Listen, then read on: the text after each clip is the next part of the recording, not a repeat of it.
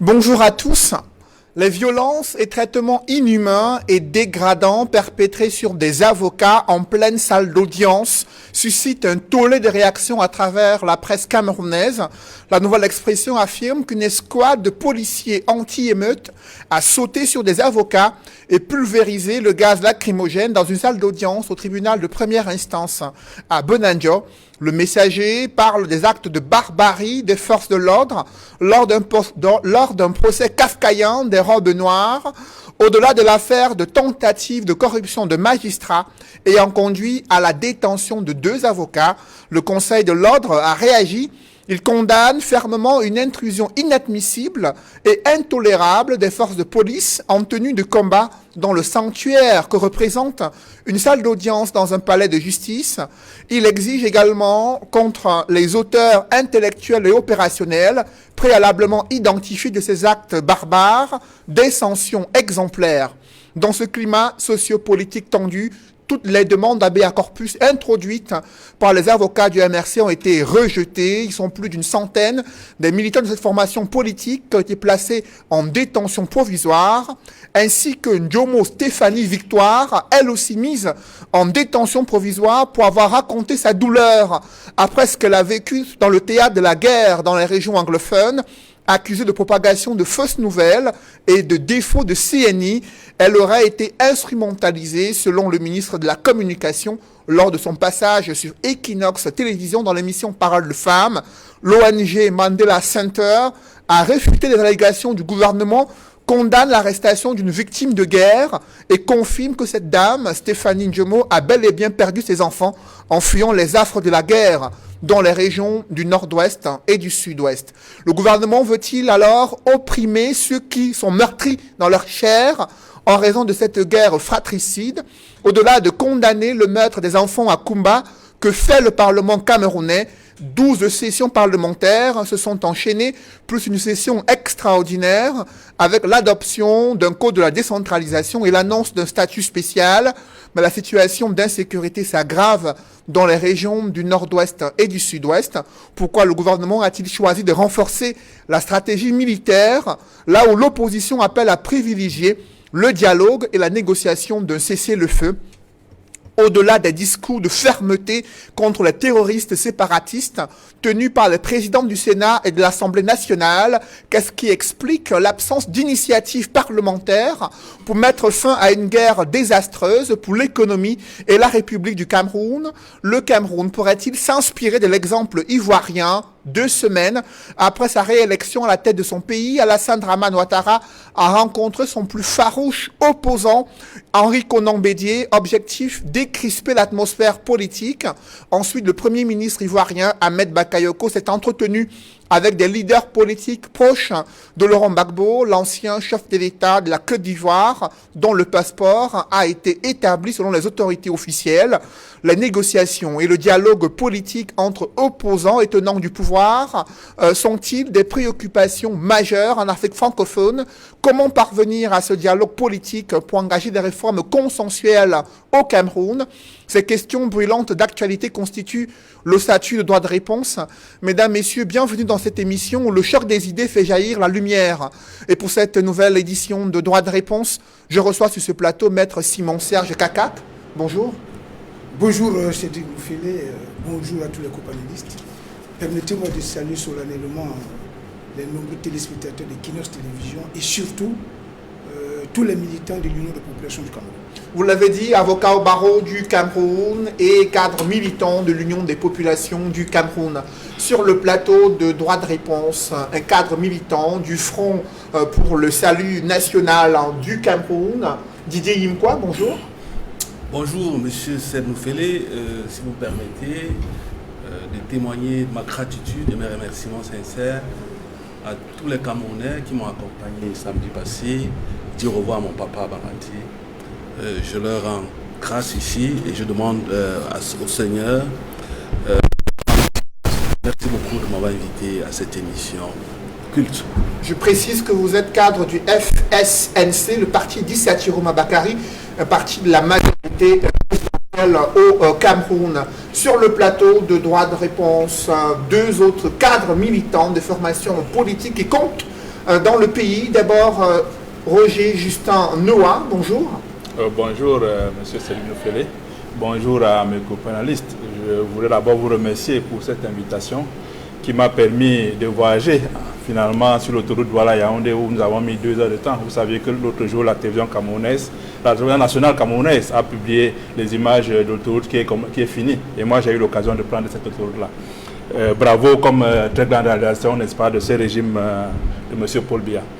Permettez-moi ensuite de saluer d'abord nos 13 camarades qui sont détenus depuis plus d'1 an aujourd'hui dans les prisons présidentielles de M. Paul Biya, notamment à Yaoundé, Mfou et Mbarmayo. Permettez-moi aussi de saluer tous les Camerounais qui ont été arrêtés dans le cadre des marches du 22 septembre, ici, octobre 2020, et qui se trouvent dans des prisons à Douala, Yaoundé, Nkonsamba et Bafoussam. Et permettez-moi enfin de saluer le président élu, son Excellence Maurice Kamto, qui aujourd'hui se trouve séquestré par le régime barbare et diabolique de M. Paul Biya pour avoir commis un seul crime, celui de gagner des élections présidentielles et de demander récemment aux Camerounais de prendre leur destin en main.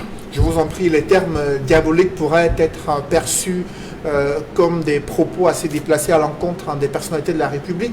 Mais nous parlerons de ces conditions de détention des militants du MRC sur le plateau de droit de réponse. Et juste à côté de vous, c'est le Conseil juridique national du SDF. Maître Moustapha Ngwana, bonjour. Maître. Bonjour Cédric, bonjour à vos nombreux téléspectateurs. C'est un plaisir renouvelé de me retrouver sur votre plateau de télévision, surtout en cette période où les droits des uns et des autres sont piétinés, où les valeurs sacrées sont atteintes dans leur dignité et leur honneur. Donc je suis heureux d'être là. J'espère qu'avec la qualité des interventions que nous ferons, les uns et les autres pourront se faire une idée claire des différents sujets en débat. Je vous remercie. Sur le plateau de droit de réponse, c'est l'un des éditorialistes quotidiens La Nouvelle Expression, consultant ce droit de réponse, Edmond Kambia. Bonjour Edmond. Bonjour Cédric Noufélé, je salue également tous les co-panélistes. Je renouvelle mes salutations fraternelles ainsi que ma sincère affection à tous les téléspectateurs fidèles de cette émission.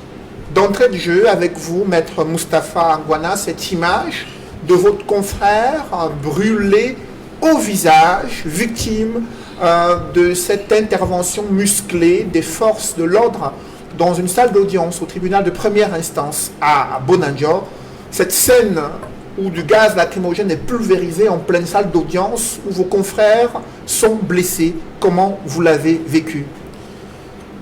C'est une situation des plus ubiesques, des plus abracadabrantesques. C'est une humiliation suprême que la corporation des avocats et la justice en général a subi en ce jour fatidique.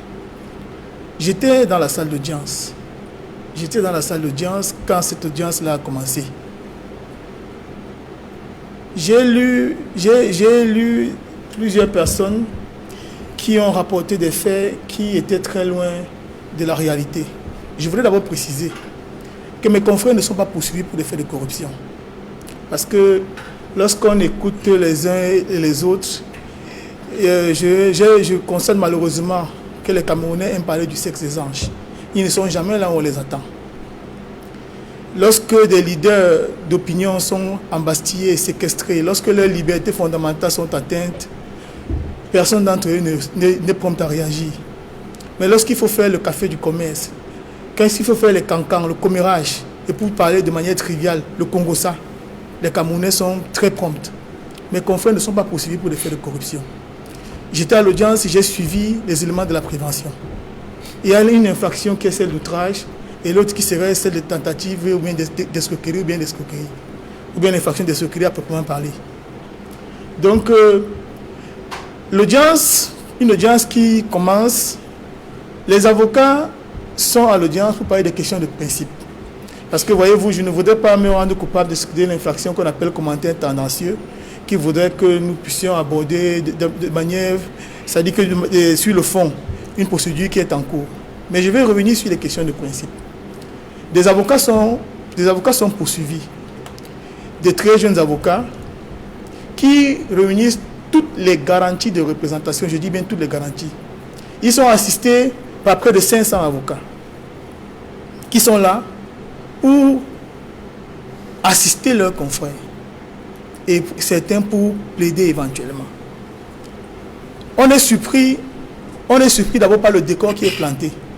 Nous sommes à une audience correctionnelle, mais vous avez la gendarmerie qui est à l'extérieur. Vous avez la police qui est à l'extérieur. Et ils sont sauvagement équipés. Le décor était planté.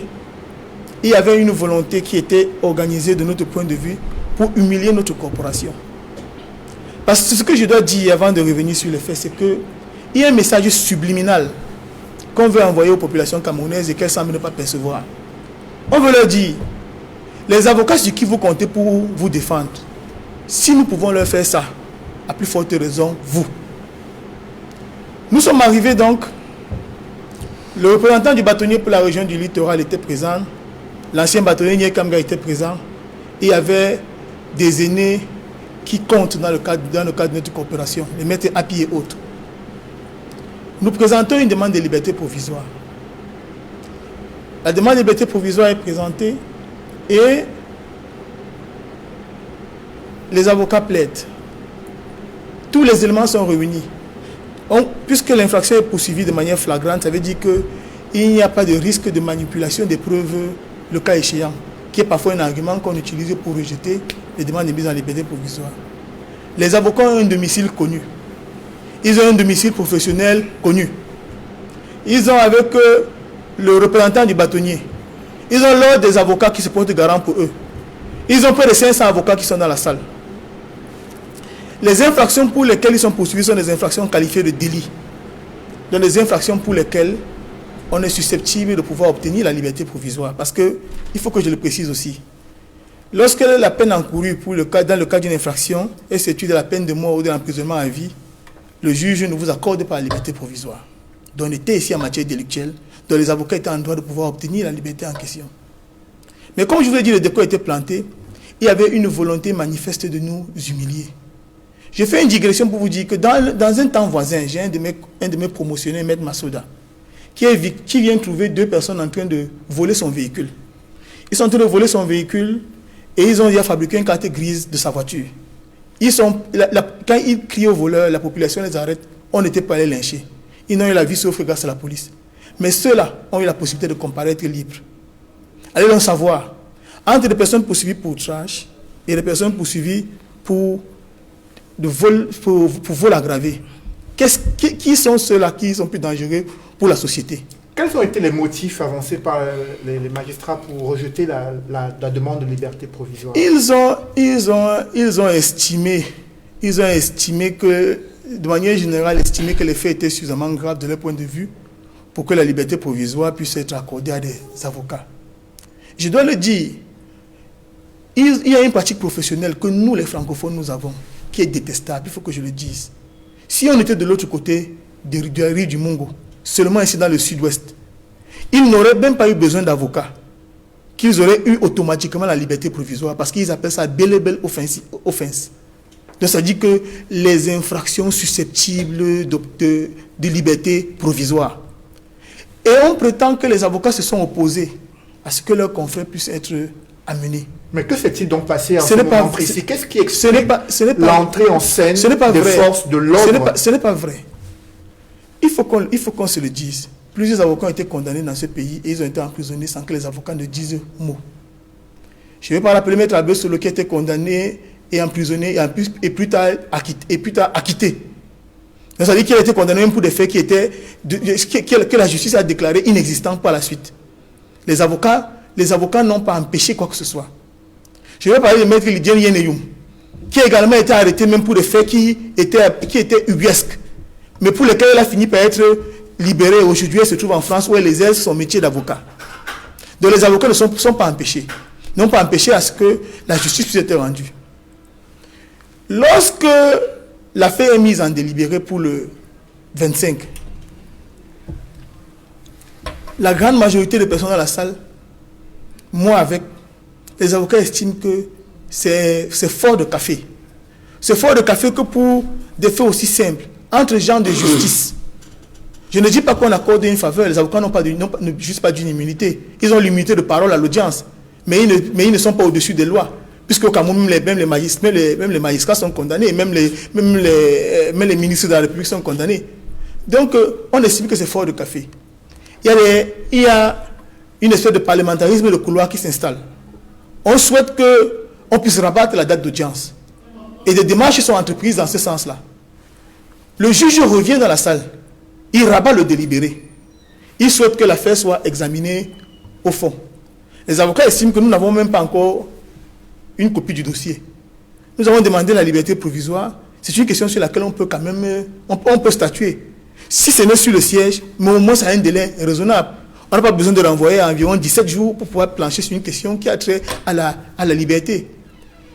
Il faut qu'on se le dise. Dans le code de procédure pénale camerounais, le principe c'est la liberté. Le principe c'est la liberté. L'emprisonnement est exceptionnel. Je dis bien exceptionnel. Mais aujourd'hui, il faut qu'on le dise. Les OPJ et certains magistrats utilisent la garde à vue et la détention provisoire comme un élément de chantage contre les justiciables. Parce que les gens croient que le combat qui est mené par les avocats est un combat égoïste. Non, loin s'en faut. On va en parler tout à l'heure, Maître Moustapha Ngouana. Permettez que d'autres puissent réagir au cours de l'émission. Edmond Okam, il y a la nouvelle expression, a titré cette semaine que la police saute sur des avocats en mettant en image cette scène du gaz lacrymogène pulvérisé dans une salle d'audience. Comment réagissez-vous à ces événements, vous qui êtes éditorialiste et journaliste depuis une trentaine d'années, couvrant les audiences au Cameroun, les affaires judiciaires les plus retentissantes? Comment vous réagissez? Ma réaction est celle du quotidien La Nouvelle Expression, où on a vu la police et la gendarmerie sauter sur les avocats. Où? Au palais de justice, dans la salle d'audience, qui est l'équivalent pour les chrétiens qui vont à l'église ou au temple, dans les paroisses, l'équivalent du sanctuaire pour tous ceux qui travaillent dans le domaine de la loi, pour les magistrats et pour les auxiliaires de la justice, c'est-à-dire pour les avocats et tous ceux qui travaillent aux côtés des magistrats pour faire appliquer la loi. Je me pose la question de savoir comment est-ce possible qu'en 2020, au Cameroun, quelque part dans la région du littoral, et principalement dans la ville de Douala, or, l'ordre est donné. J'espère que le donneur d'ordre saura les conséquences de cet ordre qu'il a donné. L'ordre est donné aux policiers, aux gendarmes, de franchir le seuil du palais de justice, le tribunal de première instance, d'entrer dans la salle d'audience, qui n'était pas totalement achevée, où se trouvaient encore les avocats, où se trouvaient encore les magistrats, de tabasser les avocats, de lancer sur eux, parce que les images existent, on en a diffusé certaines d'entre elles, de lancer, de jeter sur ces avocats-là les gaz lacrymogènes qui ont blessé certains au visage, d'autres sur les jambes, ici et là, de transformer le palais de justice. Je n'ai pas un qualificatif. C'est un théâtre de guerre. Parce qu'en réalité, ça ressemblait à un théâtre de guerre. C'est du jamais vu. Même au plus fort de villes mortes, au Cameroun, à Douala, les soldats, les policiers, les gendarmes ne sont pas entrés dans un palais de justice. J'ai dit, au plus fort de moment d'effervescence, de lutte pour la liberté et la démocratie au Cameroun, on n'a pas vu ça. J'ai dit, on n'a pas vu ça en 91. On n'a pas vu ça en 2008. Mais on voit ça en 2020. Au moment où le Cameroun, l'État du Cameroun, le gouvernement, proclame partout qu'il est un État qui respecte les droits de l'homme, que nous sommes un État de droit. L'image que nous avons tous vue n'est pas l'image d'un pays qui respecte les droits de l'homme. Plus grave, je parlais tantôt du sanctuaire des avocats et des magistrats, là où ils passent le plus clair de leur temps, de leur métier, à dire le droit, à défendre le droit, à soutenir le droit, à force d'arguments. C'est là qu'un ordre a été donné de transformer le palais de justice en un théâtre de guerre. Le Cameroun, avec cette seule image, plonge démontre, pas seulement à la communauté nationale, mais à la communauté internationale, que nous ne respectons plus rien. Il n'y a aucune loi, aucun texte de loi qui prévoit ce qui s'est passé. Il faudrait qu'on nous explique comment un ordre a pu être donné, n'est-ce pas, aux gendarmes et aux policiers d'accéder. Parce qu'ils auraient pu encore rester à l'extérieur et attendre peut-être que les avocats essayent de procéder à une sorte de manifestation, comme ils disent souvent illégale, avant que de foncer sur eux. Ce ne fut pas le cas. Les policiers et les gendarmes sont entrés dans la salle, habillés comme s'ils allaient en guerre, et transformer cet espace-là en un théâtre de guerre. Je dis non. C'est inadmissible. Et voilà, quand sur des plateaux de télévision, des invités, des panélistes vont critiquer, on va dire, ils n'aiment pas leur pays, ils ne sont pas patriotes. Est-ce que c'est un acte patriotique qu'on a vu dans la salle de justice ce jour-là? Disons autre chose. Cette image-là, au-delà de ce que je viens de dire, nous renvoie. Nous n'allons pas entrer dans le fond du dossier, parce que c'est une affaire en cours. Mais je voudrais dire qu'au-delà de cette image que nous avons vue, qui n'est pas bonne pour l'image, pour ce que le Cameroun représente en Afrique centrale, en Afrique et partout à travers le monde, elle n'est pas bonne du tout. Je voudrais ajouter que dans un pays comme le nôtre, dans un pays en guerre, qui connaît de multiples guerres, dont Boko Haram, pour lequel le chef d'État a décrété la guerre en 2014. Un pays qui connaît la guerre dans deux autres régions, le nord-ouest et le sud-ouest, depuis au moins 2017, où les populations ont quitté massivement, ils sont près d'1 million, qui sont hors des régions du nord-ouest et du sud-ouest, ils sont aujourd'hui déplacés, y compris ils sont plus de 50 000, voire 60 000 qui sont réfugiés dans le pays frère au Nigeria. Nous connaissons la fragilité des velléités sécuritaires auxquelles notre frontière du Cameroun avec la Centrafrique connaît, à cause des rebelles, Séléka et autres, qui sèment un peu l'insécurité en Centrafrique et qui nous menacent du côté du Cameroun. Est-ce que le Cameroun veut transformer est-ce que le gouvernement du Cameroun veut transformer l'ensemble du Cameroun en un théâtre de guerre? C'est-à-dire, après ce qu'on voit dans l'extrême nord et dans une partie du nord, à cause de Boko Haram, après ce que nous connaissons depuis 4 ans dans le nord-ouest et le sud-ouest, après ce qu'on connaît dans la région de l'Est, est-ce que toutes les régions du Cameroun vont finalement devenir un théâtre de guerre? Je dis non, non et non. Après vous, Edmond Kamgia, maître Simon-Serge Kakak, l'intervention des forces de l'ordre dans une salle d'audience serait liée, selon certains observateurs, à l'attitude des avocats qui ont empêché ou qui manifestaient déjà en pleine salle d'audience contre la décision des juges prise à l'encontre de leurs confrères. Fallait-il en arriver à ce bras de fer avec intervention de la police et de la gendarmerie?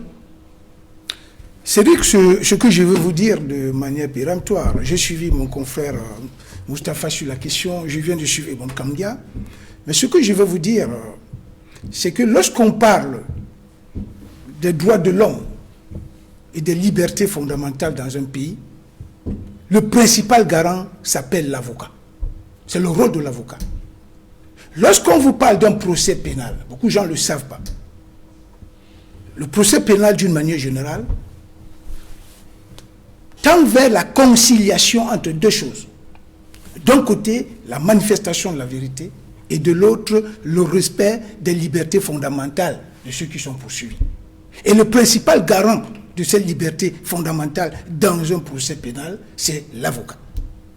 Troisième chose, lorsqu'on parle de l'avocat, son terrain de travail de prédilection, ou bien par excellence, s'appelle le palais de justice.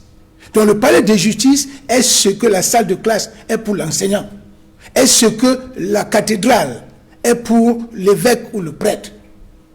Pour aucune raison au monde, on ne peut admettre que les forces de l'ordre viennent violenter l'avocat dans son enceinte de travail, quelles que soient les raisons. Donc, Cédric, de mon point de vue, quel que soit ce qui s'est passé, nous ne sommes pas là pour parler du fond de l'affaire. C'est un procès en cours. Moi, avocat, je ne peux pas venir, encore que je ne connais pas les faits en profondeur. Mais la vérité, c'est que un avocat, dans l'exercice de ses fonctions, ne peut pas être violenté dans l'enceinte du palais de justice, quelles que soient les raisons. Et sur ce point, je rejoins entièrement Edmond qui disait tout à l'heure, qui se demandait tout à l'heure, qui a commandité l'intervention des forces de l'ordre. Parce que justement, lorsque j'ai appris cela, je me suis dit intérieurement et personnellement que cela ne peut pas se faire. Parce que je connais quand même les dirigeants de la justice, les dirigeants de la magistrature à Douala, c'est des magistrats chevronnés qui ont fait leurs preuves et qui savent ce que c'est que l'avocat dans l'exercice de ses fonctions. Donc, quel que soit le malentendu qu'il y a eu entre les avocats et le juge, j'ai la conviction qu'un magistrat sérieux ne pouvait pas. Vous êtes trop gentil. Vous êtes trop gentil. Non, s'il vous plaît, s'il vous plaît, s'il vous plaît. Vous êtes trop gentil. Je vous en prie, Maître S'il vous plaît, Moustapha. s'il vous plaît. Maître Simon Sèche Kakaka, la parole. Je dis ceci, il y a eu un malentendu certainement, mais qui est d'ordre professionnel. C'est normal. Parce qu'en réalité, face à ces magistrats qui sont chargés de rendre des décisions, c'est les avocats qui sont là pour développer les plaidoiries, pour aider la justice à se rendre dans les règles de l'art. Donc, quel que soit le malentendu qu'il peut y avoir entre un magistrat et les avocats, je ne vois pas pour quelle raison le magistrat peut demander l'intervention d'une force de l'ordre pour venir violenter l'avocat dans la salle d'audience. Je dis, pour moi, c'est pour nous humilier, pour nous humilier. à quoi On voit cette image, cette image de vos confrères qui ont été grièvement blessés à la suite de l'intervention des forces de l'ordre. Ces images de votre confrère dont le visage a été défiguré du fait des brûlures liées à la pulvérisation du gaz lacrymogène et bien sûr du fait qu'ils aient été victimes de plusieurs coups d'armes utilisées durant l'intervention. Non, c'est au-delà de l'humiliation dont parle mon confrère. Pour moi, l'affaire est plus grave. Ce n'est pas l'humiliation des avocats seulement. C'est l'image du Cameroun qui a été ternie.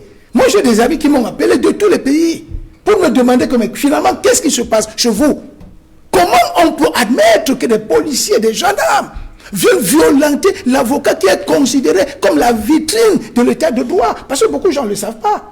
L'avocat est considéré comme la vitrine de l'état de droit dans un pays. Lorsqu'on voit des avocats, on voit des images des avocats défiler dans les réseaux sociaux à l'échelle planétaire. Parce que ces images ont été vues partout dans le monde entier. On a vu comment on a violenté, on a blessé les avocats.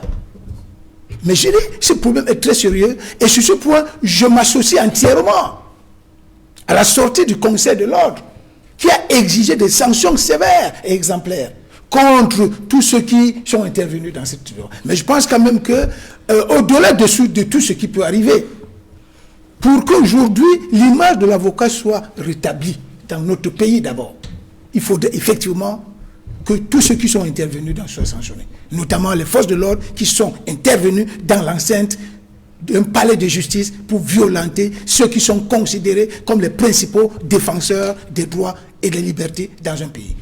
Après vous, Simon Sèche-Kakak, Didier Yimko, est-ce qu'il faut aller vers l'identification à la fois des commanditaires, les sanctionner et également sanctionner ceux qui sont intervenus et qui ont molesté les avocats durant cette audience qui s'est déroulée au palais de justice à Bonanjo?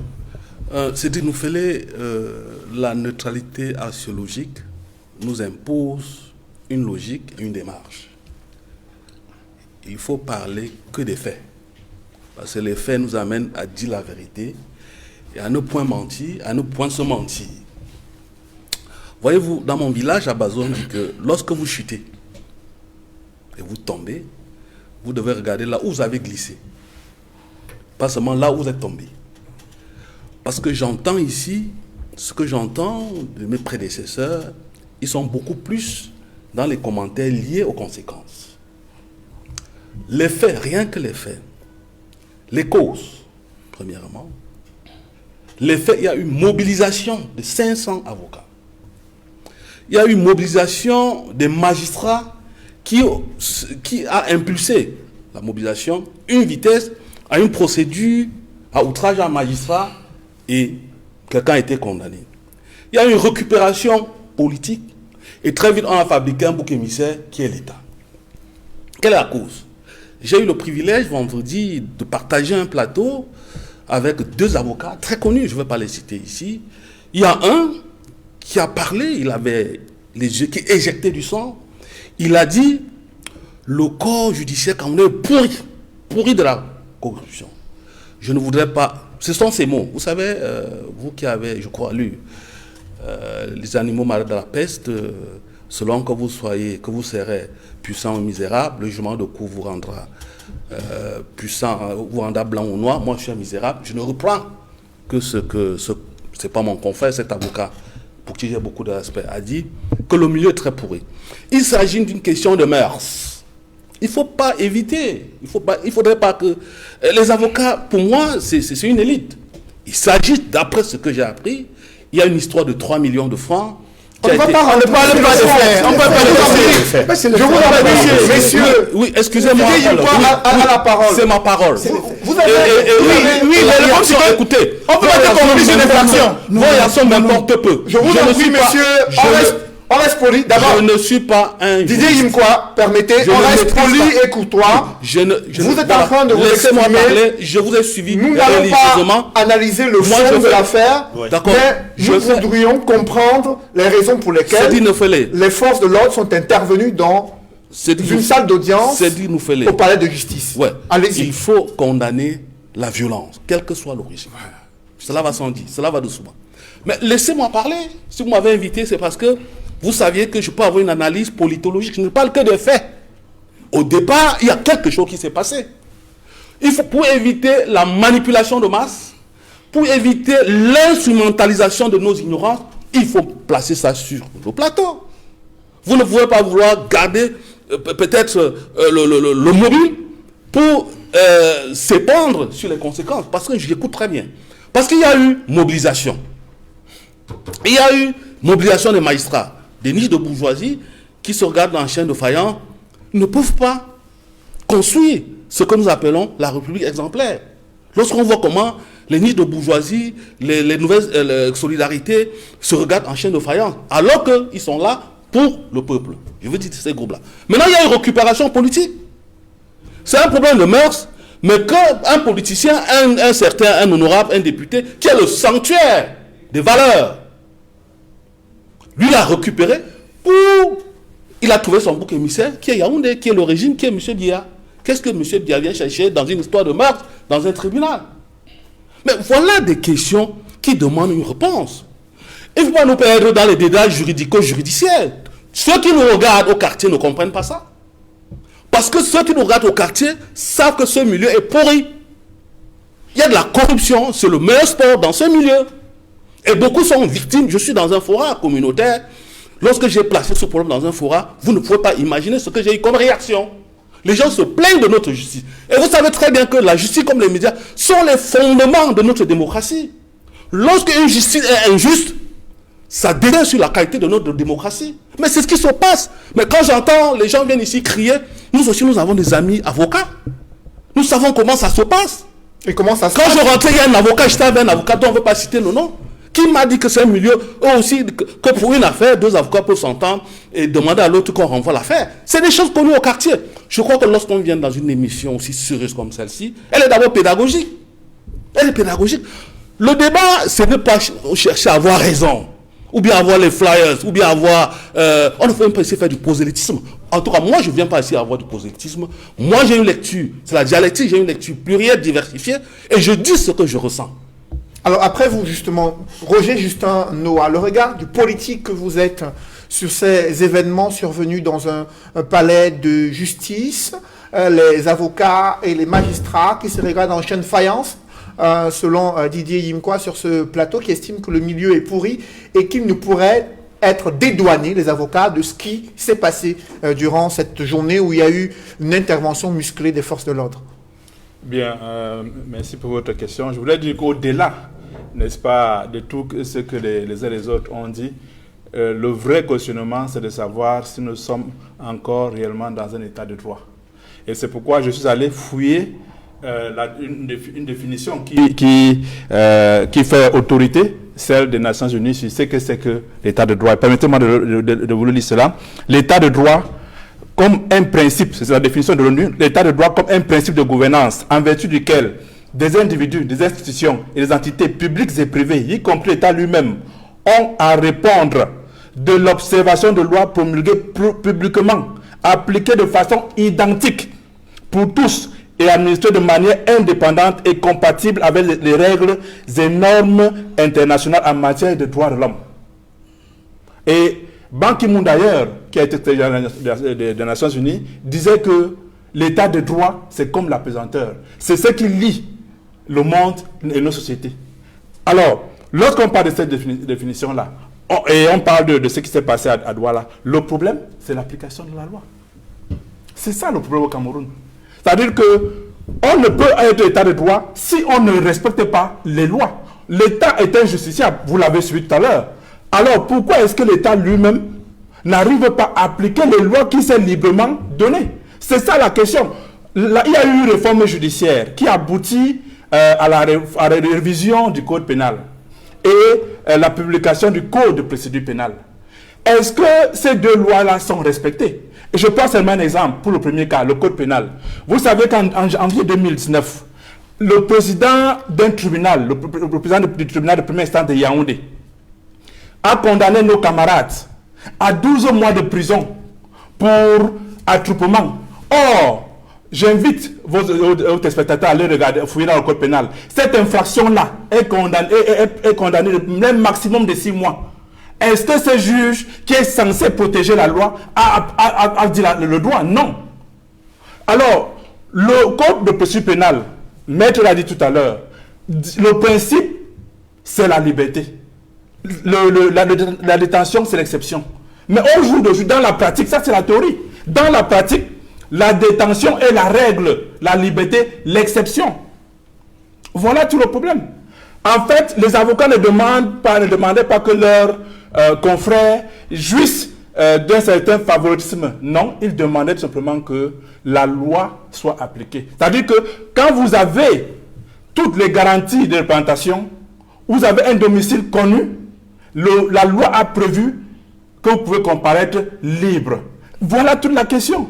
Pourquoi est-ce que ces avocats qui ont apporté toutes les garanties de représentation n'ont pas eu la liberté provisoire comme le prévoit une loi adoptée et promulguée par le chef d'État, même comme il disparaît là? Voilà la véritable question. Ça veut dire, regarde, je donne un autre exemple. Vous saviez que nos lois disent qu'avant d'expulser les gens dans le cadre des indemnisations, d'exproprier, voilà, il faut d'abord payer les indemnisations. Mais au jour d'aujourd'hui, on vous exproprie d'abord, on vous expulse même, mais on paye les indemnisations peut-être quand ceux qui devraient même les recevoir sont déjà morts. Est-ce qu'on est en train d'appliquer les lois du pays? Tout le monde sait par exemple que le titre foncier est sacré. Un terrain ne peut avoir qu'un seul titre foncier.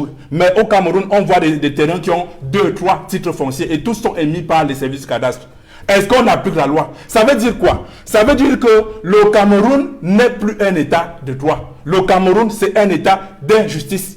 Et quand vous avez un parti politique, comme le RDPC, qui à sa création ou à sa transformation en 1987 a choisi la flamme comme symbole, ça veut tout dire. Ça veut dire que le Cameroun, depuis lors, brûle. Tout le monde constate que ça brûle de partout. Le régime de la flamme. Mais la flamme aussi peut être synonyme d'espoir pour non, pas dans ce cas-là. Et de vitalité aussi pour le Cameroun. Non, en ce qui concerne le Cameroun, chacun peut constater que ça brûle partout. Voilà, le tribunal de première instance de Bonanjo, ça a brûlé. Partout ça brûle. Les ministères brûlent parce qu'on veut cacher tous les minima qu'on fait, on veut l'argent de l'État. Ça brûle. La CATV qui va, n'est-ce pas, prendre une image d'une autoroute au Maroc pour venir nous dire que c'est celle de Yaoundé qui a été terminée. Ça brûle au Cameroun. Grâce à qui? Grâce au régime de la flamme. Justement, on ne parlera pas du RDPC sur ce plateau qui a décidé d'être absent des plateaux sur Equinox Télévision. Alors, avec vous, Maître Moustapha Ngwana, les conséquences de ces actes à l'encontre des avocats victimes d'une violente répression dans un pays du système, les conséquences, on a une position prise par le Conseil de l'ordre. Êtes-vous d'accord avec l'enquête qui va être menée auprès des deux parties pour en savoir davantage sur les mobiles de cette affaire et également la condamnation affichée par le Conseil de l'ordre concernant l'intimidation et les autres actes de répression à l'encontre de vos confrères? Je suis avocat et je conserve ma liberté de penser. Je suis sur plusieurs forums avec mes confrères, les forums dédiés aux confrères. Je n'en ai pas vu qui ait salué la réaction tiède du Conseil de l'ordre. J'estime que le Conseil de l'ordre a eu une réaction tiède. Et j'estime vraiment qu'elle a pris trop de temps pour réagir pour une question aussi fondamentale qui porte atteinte à qui s'amoindrit chaque jour un peu plus. C'est vrai, on va avancer quelques arguments. On m'a laissé entendre qu'il fallait absolument qu'on termine d'abord avec les obsèques de M. le bâtonnier, qui sera enterré certainement dans 2 semaines. Mais je veux dire que l'enterrement du M. le bâtonnier ne doit pas entraîner également l'enterrement de la corporation. Il faut que les gens le sachent. Je suis de ceux qui pensent que la réaction du Conseil de l'ordre a été une réaction non seulement tardive, mais on ne peut plus tiède. J'en ai assez de ces condamnations au bout des lèvres qui sont faites chaque fois que les avocats subissent des exactions dans les unités de police. Il faudrait que de véritables actions soient menées et que le Conseil de l'ordre et les avocats dans leur entièreté prennent sur eux de défendre les droits qui sont les leurs. Quand vous parlez de conséquences, je dis qu'il y avait une volonté d'humiliation. Parce qu'avant l'audience, comme je vous l'ai dit, l'escouade qui était à l'extérieur ne s'expliquait pas. Vous vous imaginez que les avocats qui sont en robe, qui n'ont aucun instrument menaçant, qui ne manifestent aucune témibilité, peuvent venir s'opposer à ce qu'on puisse amener leurs confrères. Il faut quand même que quand les gens font les déclarations, que les déclarations soient quand même raisonnables. Nous avons perdu plusieurs confrères qui ont été condamnés, sans que les avocats ne condamnent même. C'est-à-dire que même lorsque les faits n'étaient pas avérés, puisque plus tard ils ont été libérés. Quand vous parlez de conséquences, je l'ai dit ici, on veut envoyer un message subliminal aux Camerounais. On veut leur dire que si nous pouvons nous attaquer à ceux-là qui sont censés vous défendre, à plus forte raison, vous. Ce qui me navre davantage dans cette situation, c'est que plusieurs de ceux qui prennent ces décisions reprochables, demain, ils viendront frapper aux portes de notre corporation. Ils deviendront avocats demain. Ouais. Vous comprenez? Je n'ai rien contre. Ils sont nombreux parmi les magistrats les plus gradés qui sont aujourd'hui avocats. Ouais. Le président du Conseil constitutionnel au Cameroun, c'est un avocat. Quand il a été 25 ans à la tête de la chambre administrative de la Cour suprême, il est devenu avocat. François-Xavier Mbouyam, qui était procureur général de la Cour suprême, il est avocat. Je ne vais pas citer les Kitio et autres qui sont les promotionnaires du président de la Cour suprême. Ils sont aujourd'hui avocats. Ils étaient les magistrats. Donc en réalité, moi je me pose cette question, c'est une absurdité que je ne peux pas m'expliquer. Vous avez une profession vers laquelle les premiers d'entre vous lognent. Mais on s'arrange à réduire de manière drastique le cadre des exercices professionnels. Il faut que les gens le sachent. Les rapports entre magistrats et avocats sont inutilement conflictuels. Nous ne sommes pas les ennemis des magistrats. Et il faut que les uns et les autres le comprennent. Lorsque vous vous attaquez à la coopération d'avocats, si vous voulez avoir une justice forte, il faut que le barreau soit également fort. En réalité, lorsqu'on le fait, on porte atteinte à la dignité de l'avocat, mais on porte également atteinte à la dignité de l'exercice de la justice dans son intégralité. Lorsqu'on me dit qu'il y a les hauts magistrats dans la cour d'appel du littoral, je ne fais pas de la docimologie, parce qu'il y a la science de la notation. Mais je vais vous dire, la cour d'appel du littoral, le ressort de la cour d'appel du littoral est élu des guides de la République. Je le dis, Jésus Sadoua là. Il est difficile aujourd'hui. Monsieur Katak, je pèse mes mots et je les assume. Je ne suis pas dans, je ne fais pas le combine. Je vais vous dire, est-ce que vous vous rendez compte qu'aujourd'hui, pour obtenir la liberté provisoire dans les juridictions, il semble qu'il y a une chape de plomb. Les magistrats n'accordent quasiment plus la liberté provisoire dans tout le ressort de la cour d'appel du littoral. Comment cela peut s'expliquer? Est-ce que vous vous rendez compte que même les décisions de défense et exécution, une ligne, j'ai dit 2 lignes, on dit je rejette les défenses et exécutions. Parfois 4 années après, les décisions ne sont pas rédigées. Et on veut venir sur un plateau de télévision, nous faire croire qu'il y a des hauts magistrats qui ont fait ci, qui ont fait ça. Notre justice est malade. Et c'est une maladie qui est voulue. Et je vais vous dire une chose. Quand on dit qu'on se plaît la qualité de la justice, un avocat n'a jamais rendu une décision de justice. Parce qu'on a tendance à vouloir tirer les avocats. Un avocat n'a jamais rendu une décision de justice. Mais les avocats sont accusés de participer à ce réseau de corruption dans la justice les avocats sont les accusés au Cameroun. Excusez-moi, je vais vous le dire. Si les avocats peuvent être accusés de tous les maux, soit. Mais ce qui va transpirer en définitive, qui va rétablir l'équilibre entre le fort et le faible, c'est la loi, c'est la décision qui sera rendue. Et c'est les magistrats qui rendent la décision. Si nous sommes incompétents comme certains veulent le prétendre, si nous sommes tordus comme les autres veulent le prétendre, il leur appartient de redresser et de dire le droit. Je vous le dis, au Cameroun, vous êtes incapable de délivrer un certificat de coutume. C'est quoi le certificat de coutume? C'est la position du droit national que vous donnez à un étranger. Parce qu'au Cameroun, la jurisprudence est diffuse. Sur une question de droit, vous avez parfois 3 décisions rendues le même jour. 3 décisions différentes. Je donne un exemple. Relativement à la transhumance politique, la question de la transhumance politique lors du contentieux des élections, la Cour d'appel, le tribunal administratif de la région du littoral a rendu 2 décisions contradictoires. Elle a rejeté une décision du dossier à Douala Premier, mais elle a admis à Mombo. Oui. À Ngouloumakon dans le sud, le juge a dit qu'il fallait plutôt remplacer les candidats qui venaient de notre parti politique. C'est la même question. Donc nous n'avons pas de jurisprudence. Et si on n'a pas de jurisprudence, c'est pas... Et aujourd'hui, il y a un document qu'on publie autrefois qu'on appelle le bulletin des arrêts de la Cour suprême. Ce document est publié. Et je peux vous dire qu'une des raisons, c'est que il n'y a pas de cohérence dans notre jurisprudence. Aujourd'hui, à midi, on a une décision sur une question de droit. À 13h, on a une décision exactement contraire. On ne peut pas compiler ces mettre dans le même document. Ça friserait le ridicule. Donc aujourd'hui, lorsqu'on parle de conséquences, lorsqu'on veut parler de causes, il faut qu'on comprenne. Chacun d'entre nous doit jouer sa partition. Nous ne sommes pas dans une relation conflictuelle, ou bien nous ne voulons pas qu'il y ait le conflit permanent. Nous serons tous la même dame, Thémis, la déesse de la justice. Ouais. Nous sommes au service de la justice. Les bons magistrats aiment les avocats. Mais malheureusement, il y en a qui souhaiteraient, qui disent à mon client que c'est moi qui rends la décision. Qui laissent croire qu'on n'a pas besoin d'avoir un avocat. Mais les bons magistrats, fort heureusement, il en existe. Souhaite qu'il y ait des avocats et de bons avocats.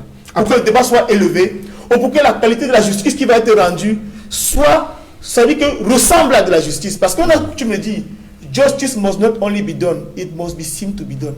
La justice ne doit pas seulement être rendue, mais on doit avoir le sentiment qu'elle a été rendue. Donc les problèmes que nous connaissons aujourd'hui, les populations camerounaises doivent savoir que ce n'est pas forcément à nous qu'on parle. Parce que nous étions 500 dans la salle. Parce que nous sommes solidaires quand il faut défendre les libertés, au moins des nôtres. Mais il faut que les uns et les autres sachent que c'est à eux qu'on adresse le message. Et il n'est pas normal que nous continuions d'être amorphes chaque fois que nos intérêts supérieurs sont marginalisés. Il faut absolument que nous puissions nous lever comme un seul homme pour dire non, plus jamais ça. Et il ne faut pas que les gens continuent avec ce débat-là, laissant croire que nous voulons conférer une quelconque immunité à nos confrères. Nous ne conférons une immunité à personne. Mais nous sommes sur les questions principielles. On doit respecter les principes. Et si les principes existent, c'est pour qu'ils soient respectés. La liberté s'impose à chacun d'entre nous. Et il faut que nous le sachions. Je vous l'ai dit ici à l'oreille de mon propos. Si on était dans la région du sud-ouest, ça n'aurait jamais pu arriver. Enfin que ma conseillère qui est poursuivie, elle-même, elle est fille d'un magistrat hors hiérarchie. Je ne dis pas que cela lui confère une quelconque immunité. Mais je vous le dis sur toutes les latitudes, sur tous les cieux, sur toutes les longitudes.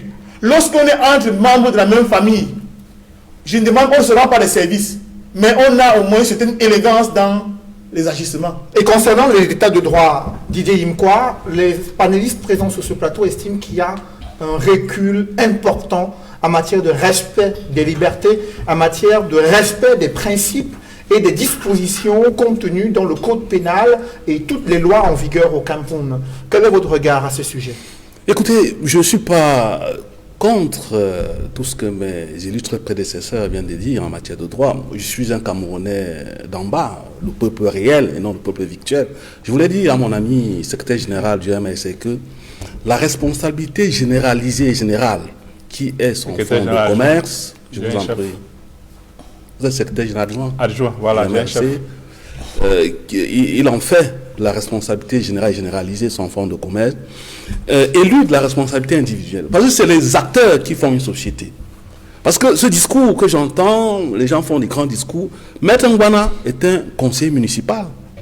Il est très proche de nous. Il est de Douala 5 comme moi. Il sait pertinemment ce que pense le peuple, la population, des questions judiciaires.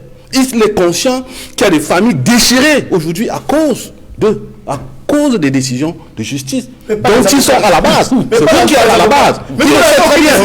Il sait très bien que Pardon, à Douala, on vend des terrains 2, 3, 4, 5 fois. À la base, ce sont les avocats. Dans le milieu judiciaire, vous avez les avocats, vous avez les magistrats, vous avez les notaires, vous avez les huissiers. Mais, écoutez, le peuple est plus proche de qui parmi tous ces gens-là? C'est l'avocat. Donc quand vous parlez d'un avocat aujourd'hui, un Camerounais, il est un peu frileux, il a peur, parce qu'il sait ce qu'il attend avant. Les problèmes de droit, oui. Nous, au FSNC, nous avons dit qu'il fallait la réforme, par exemple, des questions de liberté et de droits de l'homme. Nous sommes contre, par exemple, qu'un sous-préfet se lève un matin comme ça, là, pour des raisons, on ne sait pas, interdit qu'il y ait des manifestations publiques. Nous sommes conscients. Nous sommes conscients de la répression administrative. Nous sommes conscients des sanctions sur la base de ce que vous appelez chez vous la conviction. Ils appellent ça l'intime conviction, qui est d'une subjectivité phénoménale, qui ne repose sur rien de rationalité. Nous sommes contre tout ça. Dans notre parti, nous demandons un certain type de réforme parce que nous croyons à la société égalitaire. Même si nous sommes aujourd'hui alliés au RDPC, nous ne sommes pas des aliénés, mais le RDPC qui a presque 150 députés, grâce au boycott du MRC qui a renforcé son obésité à l'Assemblée nationale en boycottant, mais nous ne pouvons que lui dire ce que nous pensons. Mais le RDPC est libre de faire ce qu'il peut. Donc il ne faudrait pas qu'on dise que, puisque nous sommes des alliés, non, nous vivons la réalité. Et nous disons ceci, chaque corps socio-professionnel au Cameroun a ses ripoux, à ces hiboux.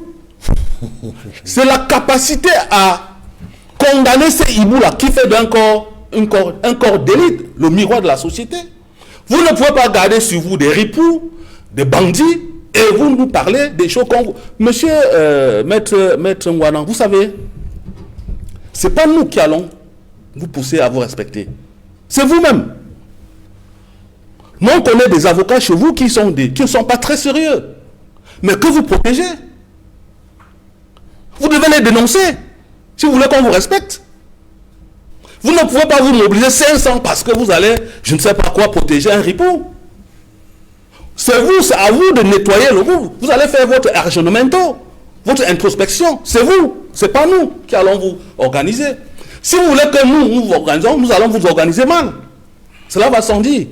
Donc moi je pense que généraliser à chaque fois, lorsqu'il y a un phénomène, il y a un problème dans la société, me paraît un peu hallucinant.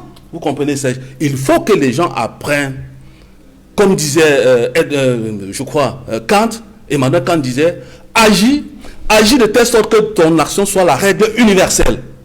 Si tout le monde agit tel que pense Emmanuel Kant, nous ne serons pas aujourd'hui en train de parlementer sur une histoire qui s'est passée au Palais 2000. Nous serons peut-être en train de parler de l'environnement, de l'écologie, qui nous affecte tous, au-delà de nos chapelles politiques, sexuelles, religions, je ne sais pas quoi. On a mieux à faire que de venir discuter des choses, passer un dimanche comme ça, parce que les gens ont pris 3 millions de francs par ici, parce qu'ils vont aller acheter une décision de justice. Il faut le dire. J'ai aussi des amis dans ce corps-là, qui disent des choses, mais qui ne peuvent pas venir en public le dire, parce qu'ils sont astreints peut-être au droit de réserve, mais il faut le dire. Parce que lorsque nous sommes ici, peut-être certains viennent chercher les militants, votre émission doit être aussi pédagogique, doit être éducative. C'est ça une émission de télé.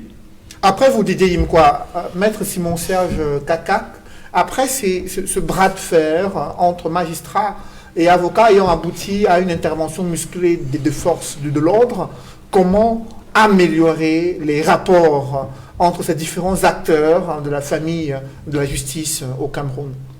Monsieur Dick, ce que je vais vous dire, je ne suis pas d'accord avec votre terminologie, avec votre sémantique quand vous parlez de bras de fer. Parce que je suis de ceux qui pensent qu'il ne peut pas avoir de bras de fer entre des magistrats et les avocats. Il peut y avoir des malentendus, ça c'est sûr. Mais ce que je vais vous dire avant de répondre typiquement à votre question, c'est que j'ai suivi mon confrère tout à l'heure. Je l'ai trouvé un peu... Ça se comprend d'ailleurs, hein, vous savez, il est très fâché. Il est même choqué par les images de ce qu'il a vu. Ou bien pas il a vécu. Voilà. Je suis d'accord avec lui. Mais je ne pense pas que nous soyons ici aujourd'hui pour faire le procès de la magistrature camerounaise. Non. Nous ne sommes pas là pour faire le procès de la magistrature. il y a un incident. Non, s'il vous plaît, s'il vous plaît. S'il vous plaît, s'il vous plaît. Quand vous parlez, je vous interromps. Nous faisons le procès de l'état de droit. Nous faisons le procès de l'état de droit, mais je dis... Et un élément, c'est la justice. Non, écoutez, monsieur, s'il vous plaît. Et l'autre de justice, a la parole. S'il vous plaît, chers confrères. Nous ne sommes pas là pour faire le procès de la magistrature, qui est un corps noble, qui est assez respecté par tous les Camerounais. Ce que je dois dire ici, c'est que, s'il vous plaît, je vous en prie, permettez qu'il aille jusqu'au bout pour qu'on puisse comprendre. S'il vous plaît. Vous avez que ça marche bien. Permettez qu'il aille jusqu'au bout pour qu'on comprenne. Non, écoutez, nous ne sommes pas là pour faire le procès de la magistrature. Il y a eu un incident malheureux. S'il vous plaît. Protégez vos amitiés si vous en avez dans la Maître Moustapha Angola, je vous en prie, permettez à votre confrère et à notre panéliste d'avoir le temps de parole aussi, de pouvoir s'exprimer. Maître Simon Serge Kaka, vous avez la parole. Allez-y. Je pense que lorsque nous venons ici, il faut essayer d'avoir le sens de la mesure. Je suis d'accord que ce qui est passé est inadmissible dans un état de droit. Tout le monde est d'accord là-dessus.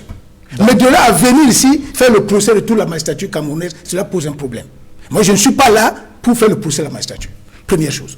Deuxième chose, je ne suis pas là pour faire le procès sur un plateau de télévision du Conseil de l'ordre des avocats. Non. J'estime qu'un incident malheureux est arrivé. Ça a indigné tout le monde à l'échelle planétaire. Je pense que les dirigeants vont prendre des mesures pour ouvrir une enquête et que les responsabilités soient établies dans ce qui est arrivé. C'est pour ça que tout à l'heure, je me suis interrogé sur le commanditaire de ce qui est arrivé. C'est normal. Mais de là à généraliser en tirant sur les magistrats, je ne suis pas d'accord. Maintenant, je vais revenir sur ce que disait Didier tout à l'heure. Didier a dit des choses pertinentes. Mais je pense que je peux me tromper parce que nul n'a la science infuse.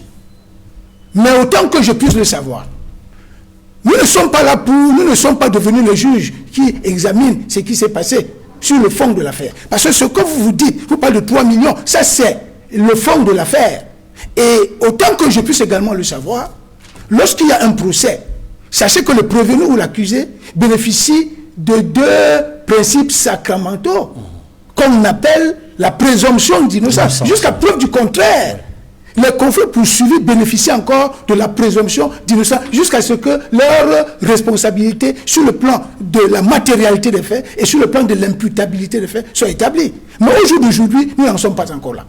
Vous parlez du fond de l'affaire, moi je parle de l'incident qui est arrivé et qui a amené les forces de l'ordre à bondir sur les avocats dans la salle d'audience. C'est ce que moi je commande ici. Je dis que dans aucun pays au monde, cela ne peut être toléré. Et je pense que les responsabilités seront établies et tout le monde comprendra ce qui s'est passé. Maintenant, pour vous qui êtes, Cédric parlait tout à l'heure du bras de fer, je pense que les rapports entre les magistrats et les avocats ne sont pas dans une posture de bras de fer. Non. Tout le monde sait que dans un pays normal, une décision de justice ne peut pas être rendue dans les règles de l'art sans la contribution des avocats. Même les magistrats eux-mêmes le savent. Lorsqu'une décision de justice est mal rendue ou bien ne reflète pas la réalité sur le plan du droit et sur le plan des faits, cela peut être le fait du magistrat, mais cela peut également être le fait des avocats. C'est pour ça que moi je pense qu'aujourd'hui, pour qu'on normalise notre état de droit, il faut que les avocats soient sérieux, il faut que les magistrats soient sérieux et qu'on soit capable d'asseoir une collaboration professionnelle qui va faire que désormais les mauvaises décisions seront de moins en moins rendues dans nos juridictions. Mais c'est la tâche qui incombe, je dis bien, aux magistrats et aux avocats et même aux greffiers, parce que quand nous parlons ici, on a tendance à oublier ce maillon de la chaîne judiciaire qu'on appelle le greffier, parce qu'aucune audience ne peut se tenir sans le greffier. Beaucoup de gens ne le savent pas. Parce que quand il y a une audience, on attend la contribution de l'avocat. Il est là pour aider le juge à dire le droit en respectant les canons de l'équité et les canons de la justice. Mais il y a le greffier qui est là, qui peut mal prendre les notes. Le greffier peut mal prendre les notes, ça entraîne une erreur de justice. Donc pour moi, tous les acteurs de l'appareil judiciaire doivent travailler de manière sereine, de manière conviviale, pour que de moins en moins nous ayons des mauvaises décisions dans nos juridictions. Et cette justice fait face à une affaire qui suscite l'intérêt des Camerounais et de la communauté internationale. Roger Justin Noas, la situation du professeur Maurice Kamto, président du MRC, qui a toujours une escouade de gendarmes et de police devant sa résidence. Ensuite, il y a vos camarades de votre parti politique qui ont été placés sous mandat de détention provisoire. Vous avez introduit à travers vos avocats des demandes d'habeas corpus. Comment évolue la situation judiciaire et juridique de vos camarades militants du MRC et la situation du professeur Maurice Kamto? Oui, ça donne l'occasion de dire qu'en réalité, nous sommes ici pour faire le procès de l'état de droit. Et tout à l'heure, je vous ai démontré qu'au Cameroun, on n'avait plus un état de droit, mais c'est plutôt un état de chaos, un état d'injustice. Et les injustices, le MRC en a subi et continue à subir. Vous saviez qu'on a arrêté certains camarades chez eux et pour ensuite les accuser d'attroupement. Je ne sais pas si, lorsque vous êtes avec votre épouse, vos enfants à la maison, c'est un attroupement. Mais au Cameroun, il semble que c'est un attroupement. Et c'est une grosse aberration. Nous avons un leader politique qui a gagné l'élection et qui a demandé dans ce pays qu'on lui demande qu'il n'a pas gagné ces élections-là en acceptant un recomptage de voix. On a vu aux États-Unis, dans ces 13 ans, on a fait le recomptage de voix. Mais au Cameroun, on n'accepte pas. Mais on veut démontrer au président élu Maurice Kamto qu'il n'a pas gagné l'élection. Et par conséquent, depuis lors, la loi est utilisée pour opprimer et réprimer les militants du mouvement pour l'instant du Cameroun. À tel point que ce parti ne peut plus organiser la moindre réunion sans que ce soit une escouade de gendarmes, de policiers, lourdement armés comme s'ils allaient à Afghanistan, qui s'y rendent. Récemment, je pense que c'était le jeudi 24, lorsque le président a appelé à une journée de deuil national. Il vous souvient que les gendarmes et policiers ont pris d'assaut le siège national à Yaoundé, ont demandé aux dames qui étaient là de sortir de libérer le siège. C'est un domicile privé. Ça a été le cas aussi à Douala ici. Mais depuis un peu plus de 40 jours aujourd'hui, le président Maurice Kamto est séquestré avec toute sa famille chez lui, sans qu'il n'y ait eu, comme certains veulent nous le faire croire, que nous sommes dans un état de droit, un acte ni judiciaire ni administratif le plaçant en détention, en résidence surveillée. Mais le fait qu'il n'est plus libre d'aller et de venir. Et lorsque, utilisant les moyens modernes de communication, il donne une interview à France 24 pour exprimer cet état d'arbitraire, tout de suite, on renforce, n'est-ce pas, l'assaut à son domicile. Est-ce que cela est normal? Nos camarades aujourd'hui, dans les commissariats, ont subi les pires tortures. Imaginez, dans le cas du commissariat de central numéro 1 à Yaoundé, que des Camerounais sont entassés, des hommes et des femmes dans une seule cellule. Les uns et les autres font leurs besoins au vu et au su des autres. Et la porte est fermée, il n'y a pas d'ouverture. Imaginez que ces gens-là respirent ces odeurs pestilentielles durant des jours. Beaucoup sont malades. Et on a un qui, au sortir, les odeurs présidentielles. Pestilentielles. C'est ce que j'ai dit. Alors, il veut me troubler. Il y en a un qui est sorti et qui a fait l'AVC. Est-ce que c'est admissible? Aujourd'hui, le CED est devenu le temple de la torture. Or, chacun sait que le Cameroun a signé la convention contre la torture. Pourquoi est-ce qu'on continue aujourd'hui à torturer les Camerounais pour leur opinion politique? Je voudrais dire que M. Zambo Pascal, coordonnateur national chargé du mouvement d'inspection du MRC, a été arrêté à Douala et déporté à Yaoundé. C'est en application de quelle loi? Non, comme vous dites, c'est en application de quelle loi? Ça fait que nous autres, nous sommes presque des justices sans avoir rien fait. Le maître parlait de la présomption d'innocence. Aujourd'hui, pour nous, c'est la présomption de culpabilité. C'est-à-dire, on t'arrête d'abord et on cherche les chefs d'accusation parce qu'il faut qu'on demande que tu es coupable. Oui, tu y a un attroupement chez toi, avec tes enfants et toi. C'est un attroupement. Mais qu'on arrête cet acharnement-là contre le mouvement pour l'instant du Cameroun. Je voudrais dire à ces gens-là que ce pays ne leur appartient pas. Nous sommes tous Camerounais. Et il faut qu'ils sachent que ce qu'ils font maintenant là, certains l'ont fait avec eux, avant eux. Au lieu de protéger l'état de droit, ils sont plutôt servis et ils ont mis la justice aux ordres. Aujourd'hui, ils sont de l'autre côté. Ils sont dans les prisons et ils crient à l'injustice. qui se disent que demain, ce qu'ils font là, ils pourraient se retrouver dans ce cas-là. C'est pour dire que, au lieu de tout ça, mettons-nous ensemble, construisons notre pays. Il faut que nous ayons un véritable état de droit, où ce n'est pas les hommes qui sont forts, mais les institutions qui sont fortes. Et parlant de ces institutions, je ne suis pas là, je voudrais dire, vous avez parlé du Conseil de l'ordre. Moi, Camerounais, je vais vous dire toute ma déception, n'est-ce pas, par rapport à cette sortie de l'ordre. Parce que ce qui se passe, imaginez qu'un avocat aille au CED, et quand on demande qu'on doit le fouiller comme tous les autres visiteurs, alors qu'il va rendre visite à son client. Imaginez qu'un autre avocat, après, il ne peut même pas faire un entretien avec son client sans la présence des gendarmes. Et lorsqu'il finit, on arrache ses notes. Est-ce que nous sommes là dans un état de droit? Et quand je vois cette sortie très molle du Conseil de l'ordre, je me dis, c'est vraiment le macabo qui a demandé à être... la patate qui a demandé à être mangée crue. Parce que ces avocats doivent faire une sortie très forte pour envoyer un message très fort. Pourquoi?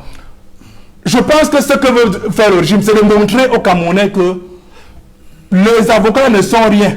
Donc on peut faire de vous ce que nous voulons, ils ne peuvent rien faire. Et c'est pourquoi il y a une image qui circule sur Internet où quelqu'un dans sa cellule, il dit je vais voir mon avocat, l'avocat à côté répond moi voici dans une autre cellule. C'est ça l'image et c'est à cela qu'on veut que nous arrivons. Non, nous disons non à cela. Nous disons à ces gens-là, le Cameroun nous appartient. Nous demandons au président de fait là. Il a arraché le pouvoir, qu'il assume ce pouvoir et qu'il protège les Camerounais parce que la loi est là pour protéger et non pour détruire.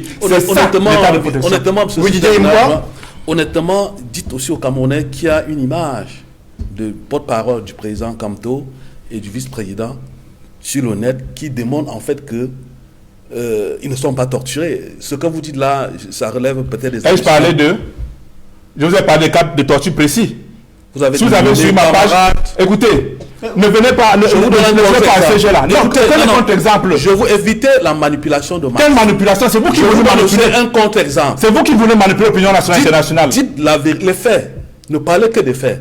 Et les faits, nous allons voir, monsieur. Les faits, nous allons voir. Il y a des images de torture. Cette image, ce n'est même pas une image, c'est une caricature. C'est différent, c'est une caricature. Moi, je parle nous avons des images de torture. C'est une photo. Des femmes. Vous parlez d'une caricature. C'est une caricature. Moi, je parle d'une photo. Est-ce que vous pouvez vivre dans une salle avec vos enfants, votre épouse, chacun fait des besoins, c'est un autre problème. Vous respirez ces besoins-là durant des jours. Si ça ne dépendait que de moi, on libérait le professeur Kamto. Didier Yimkwa, est-ce que pour vous, il n'existe pas d'acte de torture à l'encontre de ces manifestants du 22 septembre qui ont été arrêtés et placés en détention? Je ne peux vraiment pas répondre à cette question parce que je n'ai pas été sur le site. Mais si ça existe, de façon... Vous savez, avant d'être militant écologiste, avant d'être militant du FSNC, je suis militant écologiste. Seul le respect de l'humanité oriente notre combat. Je vous dis ici, je prends ça sur moi. Je pense à ce moi, je suis contre l'assignation, là où se trouve monsieur. La séquestration. Je suis contre. Je suis pas une assignation, c'est une séquestration. C'est vrai que lorsqu'on lit la loi est là, il faut la respecter, la liberté et la responsabilité vont de pair. Mais moi, je suis contre qu'il soit séquestré. Parce que je pense que c'est un acteur majeur de la scène politique. Il faut qu'on le laisse gérer ses propres contradictoires. Parce qu'en termes de contradictoires, il en a. Nous sommes sur le terrain politique. Lorsqu'il est là, vous savez, beaucoup de gens parmi eux rêvent d'un complexe mandélien. Beaucoup d'hommes politiques rêvent cela. Ils pensent qu'en allant en prison, on peut se refaire une virginité politique. C'est pour ça que vous allez voir beaucoup passer dans les plateaux de télévision. Ils ont choisi comme modèle de politique la provocation, insulter, injurer, la stigmatisation. Mais je pense qu'on peut construire, nous sommes pour la construction d'une société égalitaire. Vous comprenez? Donc je suis pour qu'on le libère. Même ceux qui sont de l'autre côté, il faut qu'on les libère. Et que nous battons sur le terrain politique, sur les débats d'idées. Quelqu'un a parlé ici de principe idéal, je suis tout à fait d'accord. Vous comprenez? S'il y a vraiment ce qu'il dit, si on est en train de terroriser les Camerounais, si on est en train de déshumaniser les Camerounais en prison, moi je dis, je ne suis pas d'accord. Les autorités camerounaises n'ont pas commenté ces actes de torture dénoncés par les avocats des militants du MRC. Edmond Kangia, pour autant, les questions d'état de droit préoccupent la communauté internationale, hein, qui a un regard très inquiétant sur l'évolution de la situation sociopolitique au Cameroun. Qu'est-ce qu'il faut entrevoir dans ce contexte de généralisation des violations des droits de l'homme dans le pays? Ce qu'il faut entrevoir n'augure rien de bon, parce que les faits sont très mauvais. Chaque fois que les violations des droits de l'homme se multiplient, s'aggravent d'année en année, pour ne parler que de la crise anglophone qui date de 2016. Souvenez-vous que c'est lorsque les avocats ont exprimé leur ras-le-bol, notamment les avocats d'expression anglaise, ils ont été tabassés, leur robe déchirée. Il y a des policiers, des forces de sécurité qui sont allés jusqu'à détruire, c'est-à-dire qu'ils sont allés même dans les bureaux des cabinets d'avocats, détruire, emporter des documents dans des conditions abracadabrantesques que la crise anglophone a commencé. Et ce qui s'est passé au palais de justice de Bonanjo récemment, avec des avocats tabassés dans le même contexte, c'est-à-dire chaque fois que je pense à ce qui s'est passé au tribunal de première instance de Bonanjo, où les avocats ont vécu ce qu'ils ont vécu, cette horreur-là, je pense immédiatement aux avocats anglophones qui ont été tabassés en 2016, et c'est par là que la crise avait commencé. Et je me pose la question suivante. Est-ce que ce qui s'est passé au palais de justice de Bonanjo est le nouveau départ d'une autre crise, cette fois-ci pas anglophone, mais francophone, qui va continuer jusqu'à aboutir à ce que nous connaissons dans la crise anglophone? C'est la question de fond que je me pose. Parce que visiblement, les solutions qu'on a essayé d'apporter à la crise anglophone sont demeurées des solutions cosmétiques qui ne répondent pas à la question de fond, qui est la forme de l'État en ce qui concerne la crise anglophone. Et aujourd'hui, avec les avocats d'expression française, je crains que ce soit là le début d'une autre crise qui n'est pas également comme celle de la crise anglophone, mais qui, si le barreau a un véritable conseil de l'ordre, un conseil de l'ordre fort, un bâtonnier fort, malheureusement, et je le regrette, le bâtonnier est décédé, il sera bientôt inhumé. Je souhaite que le barreau ait un nouveau bâtonnier, au-delà de l'intérim qu'assure la doyenne d'âge, un nouveau bâtonnier, et un bâtonnier qui va être à l'écoute des avocats, pour que nous ayons au Cameroun un barreau et un bâtonnier qui ressemblent véritablement à ce que le Cameroun a connu comme barreau dans les années 90 et jusque dans les années 2000. Malheureusement, comme l'a dit Maître Ngbana ici, notre conviction, c'est également le fait que nous ne reconnaissons pas le barreau aujourd'hui comme celui qu'on a toujours connu dans le passé au Cameroun. Parce qu'il faut le dire, l'avocat est le dernier rempart pour le justiciable. C'est-à-dire que quand dans un pays, tout va mal, qu'il y a trop d'injustice, celui qui est censé porter, c'est-à-dire porter la doléance là, et défendre celui qui souffre, la veuve et l'orphelin, les citoyens pauvres et malheureux, c'est l'avocat. Quand l'avocat est ainsi humilié, quand il subit ce qu'on a vu récemment à Bonanjo Adouala, je vous assure, ce n'est pas de nature à rassurer le justiciable. Et le justiciable est de tous ordres. Il est personne physique, il est personne morale. Et quand je parle de personne morale, je pense aux investisseurs étrangers. Quand les investisseurs, potentiels investisseurs étrangers de leur pays, où ils se trouvent, par satellite, voient ce qui se passe au Cameroun, ça ne leur donne pas envie de venir au Cameroun. Pour répondre sur le fond de votre question, Sédik Noufélé, en matière de droits de l'homme, je disais tantôt que ça n'augure rien de bon. Effectivement, ça n'augure rien de bon parce que le Cameroun sera à nouveau interpellé d'une manière ou d'une autre. Vous savez, chaque pays, chaque État membre de l'ONU doit passer par le Comité des droits de l'homme de Genève, rendre compte de la situation des droits de l'homme et dire sur les faits qui lui sont reprochés pourquoi il s'est passé ceci ou cela.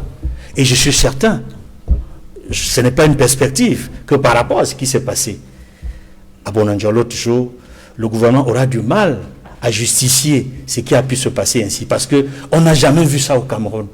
C'est-à-dire, le Cameroun est passé par plusieurs étapes, hein, vous savez. Nous sommes passés du protectorat allemand au double mandat franco-britannique, à la double tutelle franco-britannique, jusqu'à acquérir ce que nous connaissons, nous les francophones, comme étant l'indépendance. Je dis nous les francophones comme étant l'indépendance, le 1er janvier 60.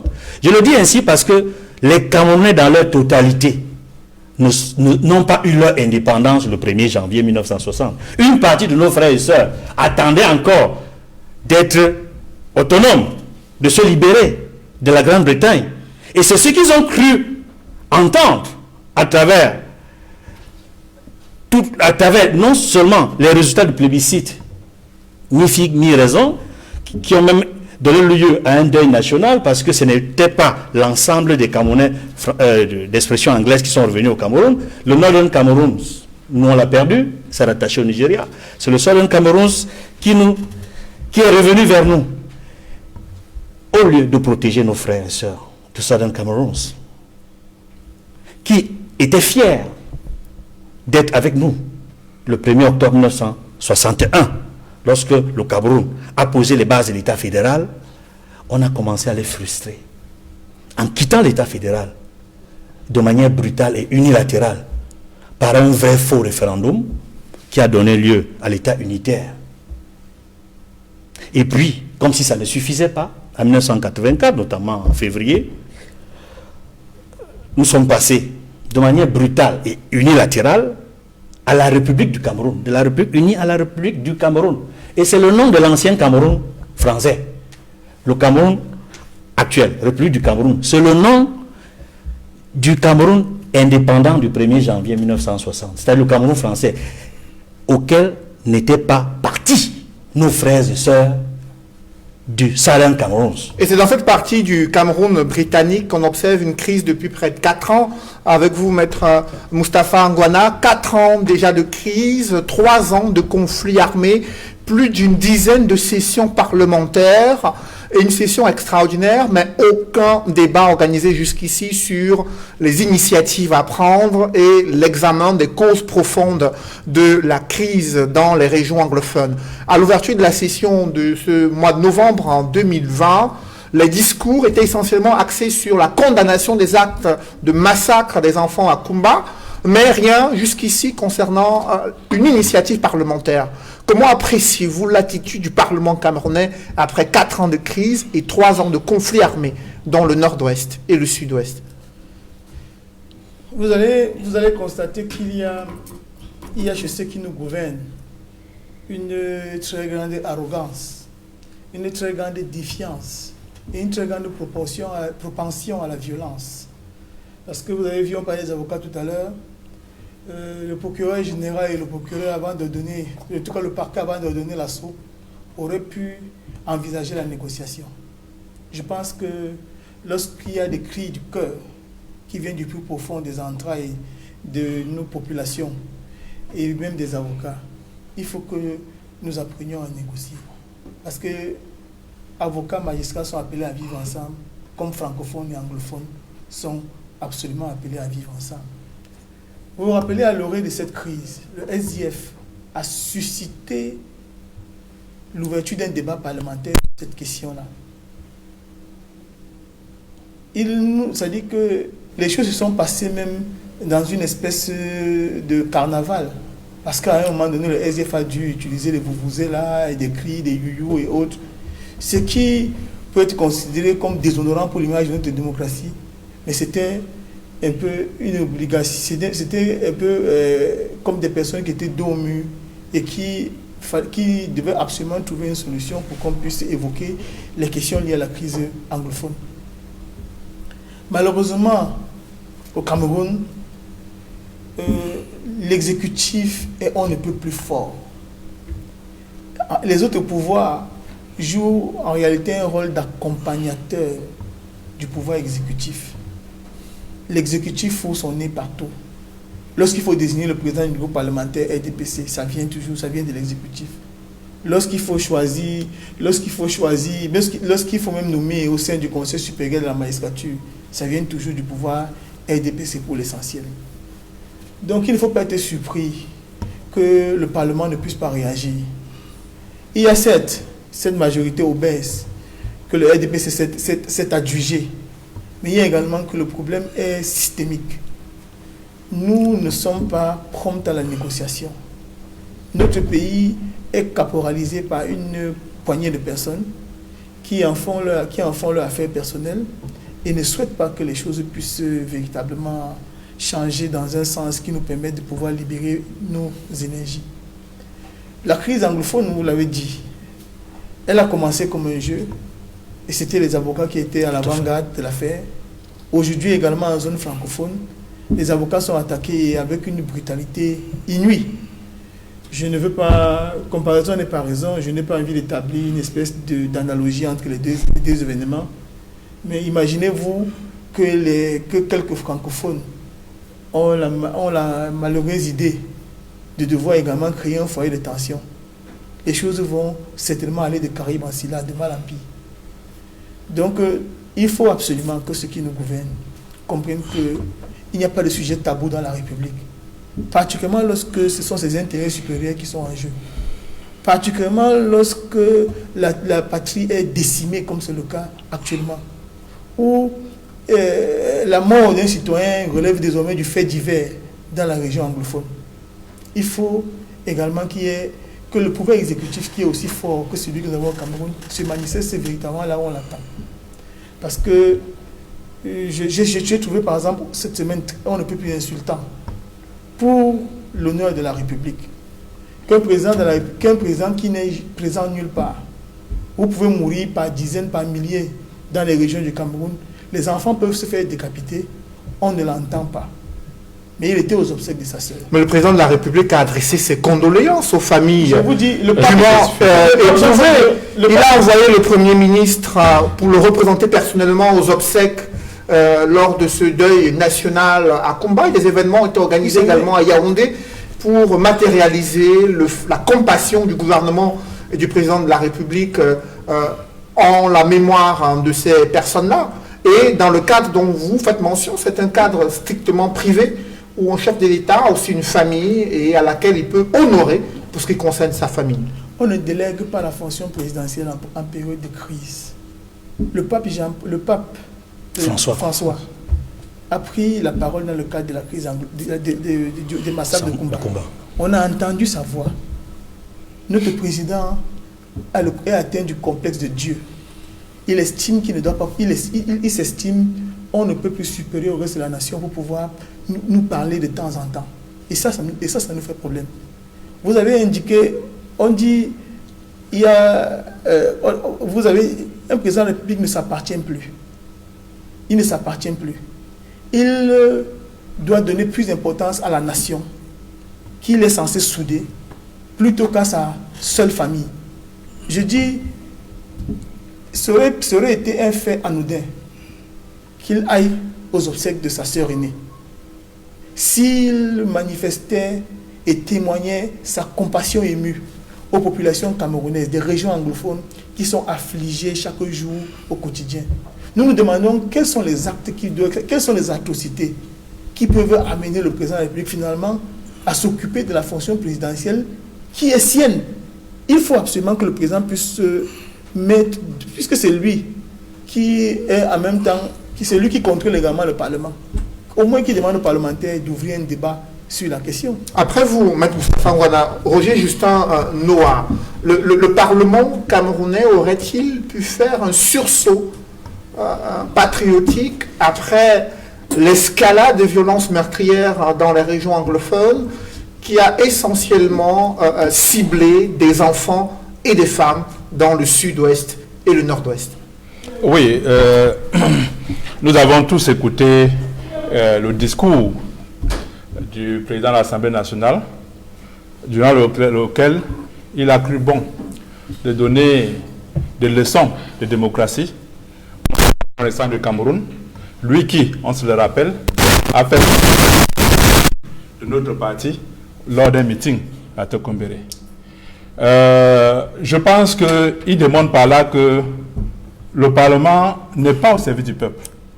Parce que s'il avait trouvé que la question anglophone était un sujet très important, un sujet national très important, il n'aurait pas fait cette digression pour parler du MSC ou de Maurice Kamto.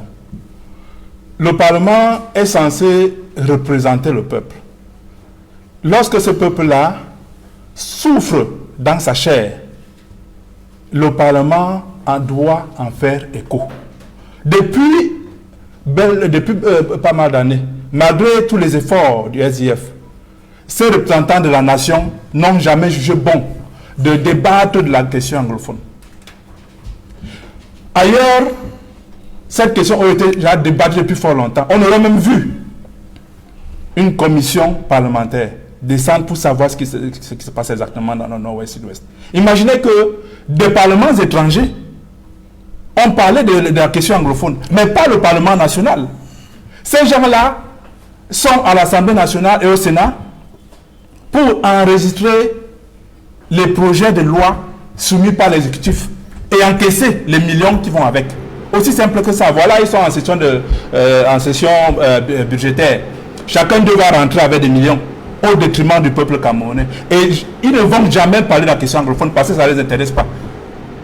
Ce qui les intéresse, c'est cet argent-là que le régime de Yaoundé, le régime de la Flamme, leur donne à chaque session. C'est ça qui les intéresse. Ce n'est pas le sort des Camerounais. Et ils se prétendent être nos représentants. Comble vraiment de l'insulte. Ils se prennent pour nos représentants. Mais mon représentant à moi va se préoccuper de mes problèmes. Une partie du pays est malade. Les régions du sud et nord-ouest sont touchées. Mais que font donc le représentant de nos représentants? Ils disent être nos représentants. Que font-ils? Pourquoi ils n'en parlent pas? Moi, j'ai honte à leur place. J'ai vraiment honte à la place de ces sénateurs, à la place de ces députés. S'ils avaient encore un peu de dignité, ils devaient tous démissionner. Surtout ceux du régime, ceux du parti au pouvoir. Pourquoi? Parce que quand vous êtes là-bas, ce n'est plus le parti que vous servez, que devez servir. C'est vos compatriotes. Mais tous ces députés du parti au pouvoir soutiennent les initiatives prises par le gouvernement dans le cadre de la résolution de la crise anglophone. Est-ce que c'est ce qu'on attend d'un député à l'Assemblée nationale ou au Sénat pour un sénateur? Non, moi, ils soutiennent. Qu'est-ce qu'ils soutiennent? On ne peut normalement soutenir qu'une initiative qui va dans le sens de cette question de population lorsqu'on est représentant de la population. Mais ce n'est pas ce qu'ils soutiennent. Parce que, regardez les recommandations. Certains parlent de résolution, il n'y a jamais eu. C'est les recommandations de ceux qui ont appelé le grand dialogue national. Ils sont incapables de mettre en exécution ces recommandations-là. De la même manière qu'ils sont incapables d'appliquer leurs propres lois. Voilà ce qui se passe dans ces pays. Et on aurait cru que dans ce cas-là, le député est notre rempart. Quand c'est fort, nous sommes maltraités, opprimés, réprimés par l'exécutif, nous allons nous recroqueviller auprès de nos représentants à l'Assemblée, au Parlement, pour qu'enfin, ils puissent dire à ces régimes, trop, c'est trop. Il faut trouver une solution. Et tout le monde sait quelle est la solution. Pourquoi est-ce que nos parlementaires ne mettent pas la pression, s'ils aimaient encore ce peuple-là, pour que le régime de la Flamme accepte de mettre en place des conditions qui vont permettre un retour à la paix dans les régions du nord et sud-ouest? Est-ce que nous sommes contents de perdre chaque jour des soldats? Est-ce que nous sommes contents de perdre chaque jour des Camerounais? Et ce qui est plus curieux encore, c'est que l'on embastille une dame qui n'a fait que raconter sa douleur. Est-ce que c'est normal? Vous racontez votre douleur, on vous emprisonne. Pourtant, M. Paul Biya a dit qu'on ne devrait plus aller dans le maquis pour exprimer ses opinions. Voilà une dame qui a exprimé sa douleur, une douleur profonde, avec la perte consécutive de ses jumeaux, mais qui se retrouve encore dans les géoles, à la suite d'un communiqué abject du gouvernement. Si on avait encore de la hauteur, je veux dire ce gouvernement avait de la hauteur, je pense qu'au lieu de faire un communiqué sur le cas de Mme Djomo, vous voyez qu'ils n'ont jamais fait aucun communiqué sur sur ce qui s'est passé à Bonandio. Mais ça, c'est une question importante. Ils préfèrent s'occuper des choses périphériques. Non, on ne peut pas continuer comme ça. Il faut quand même que ces gens se disent que nous avons... je pense qu'ils ont quand même des cœurs comme nous et qui doivent se dire, après tout, Nous gérons des humains, nous ne gérons pas des animaux. Même les animaux ont des droits. Après vous, Roger Justin, Didier Yimkwa, vous êtes à l'Assemblée nationale depuis la dernière élection avec un nombre un peu plus important de députés, mais le RDPC conserve une majorité écrasante. Lorsque vous observez l'attitude des parlementaires depuis le déclenchement de la crise anglophone, comment expliquer l'absence d'initiative parlementaire pour mettre la pression sur l'exécutif ou pour impulser une véritable stratégie de résolution durable de la crise dans le nord-ouest et le sud-ouest? Oui, avant de répondre à votre question, permettez-moi, Cédric, de réagir sur deux sorties. La sortie de votre excellent consultant et de Maître Ngwana. D'abord, j'ai suivi avec beaucoup d'intérêt l'histoire, comment il a raconté l'histoire, mais il a omis, peut-être à dessein, il est assez intelligent, il aurait fait à dessein, il a omis de nous dire que ce qui s'est passé de 60 en 82, ça c'est les dates, passant par 61, le président Ido l'a fait avec l'élite anglophone. Michel Foucault appelle ça la biopolitique. C'est-à-dire qu'il y a eu distribution de postes, les gens ont pris de postes, ils ont laissé passer un certain nombre de choses. Il faut le dire, monsieur le consultant. Maintenant, revenons sur monsieur Ngwana. Le maître Ngwana est surpris que le chef d'État ne soit pas allé je ne sais pas, à Kumba ou à Bamendo ou à Boya. Heureusement, vous lui avez bien répondu. Maître Ngwana, l'État n'est pas Paul Biya. C'est Napoléon qui avait dit que l'État, c'est moi. Monsieur Biya n'a jamais dit l'État, c'est moi. Il représente l'État. L'État, c'est moi, je vous en prie. C'est le chef de l'État. Quand vous êtes dans votre quand vous vous lancez dans votre liturgie, je ne vous arrête pas. Laissez-moi dire, et respectez-moi, ce n'est pas n'importe quoi. Je suis dans les analyses, vous êtes dans les commentaires. C'est deux mondes différents. Didier Yimkwa a la parole. Donc, ce que M. Ngwana fait, on appelle cela l'anthropophisation de l'État. Donner une figure humaine à l'État. Non, l'État n'est pas l'homme. C'est Napoléon qui avait dit l'État c'est moi. Biya n'a jamais dit l'État c'est moi. Et je suis tout aussi surprenant. Je vous en prie. Je vous en prie. Si vous avez la diarrhée, vous pouvez aller à côté. Je suis encore d'autant surpris parce que il appartient à un parti qui prend le fédéralisme. Donc vous ne pouvez pas être en même temps fédéraliste, en même temps jacobin. C'est de l'incohérence totale. Mais les États-Unis, c'est un État fédéral.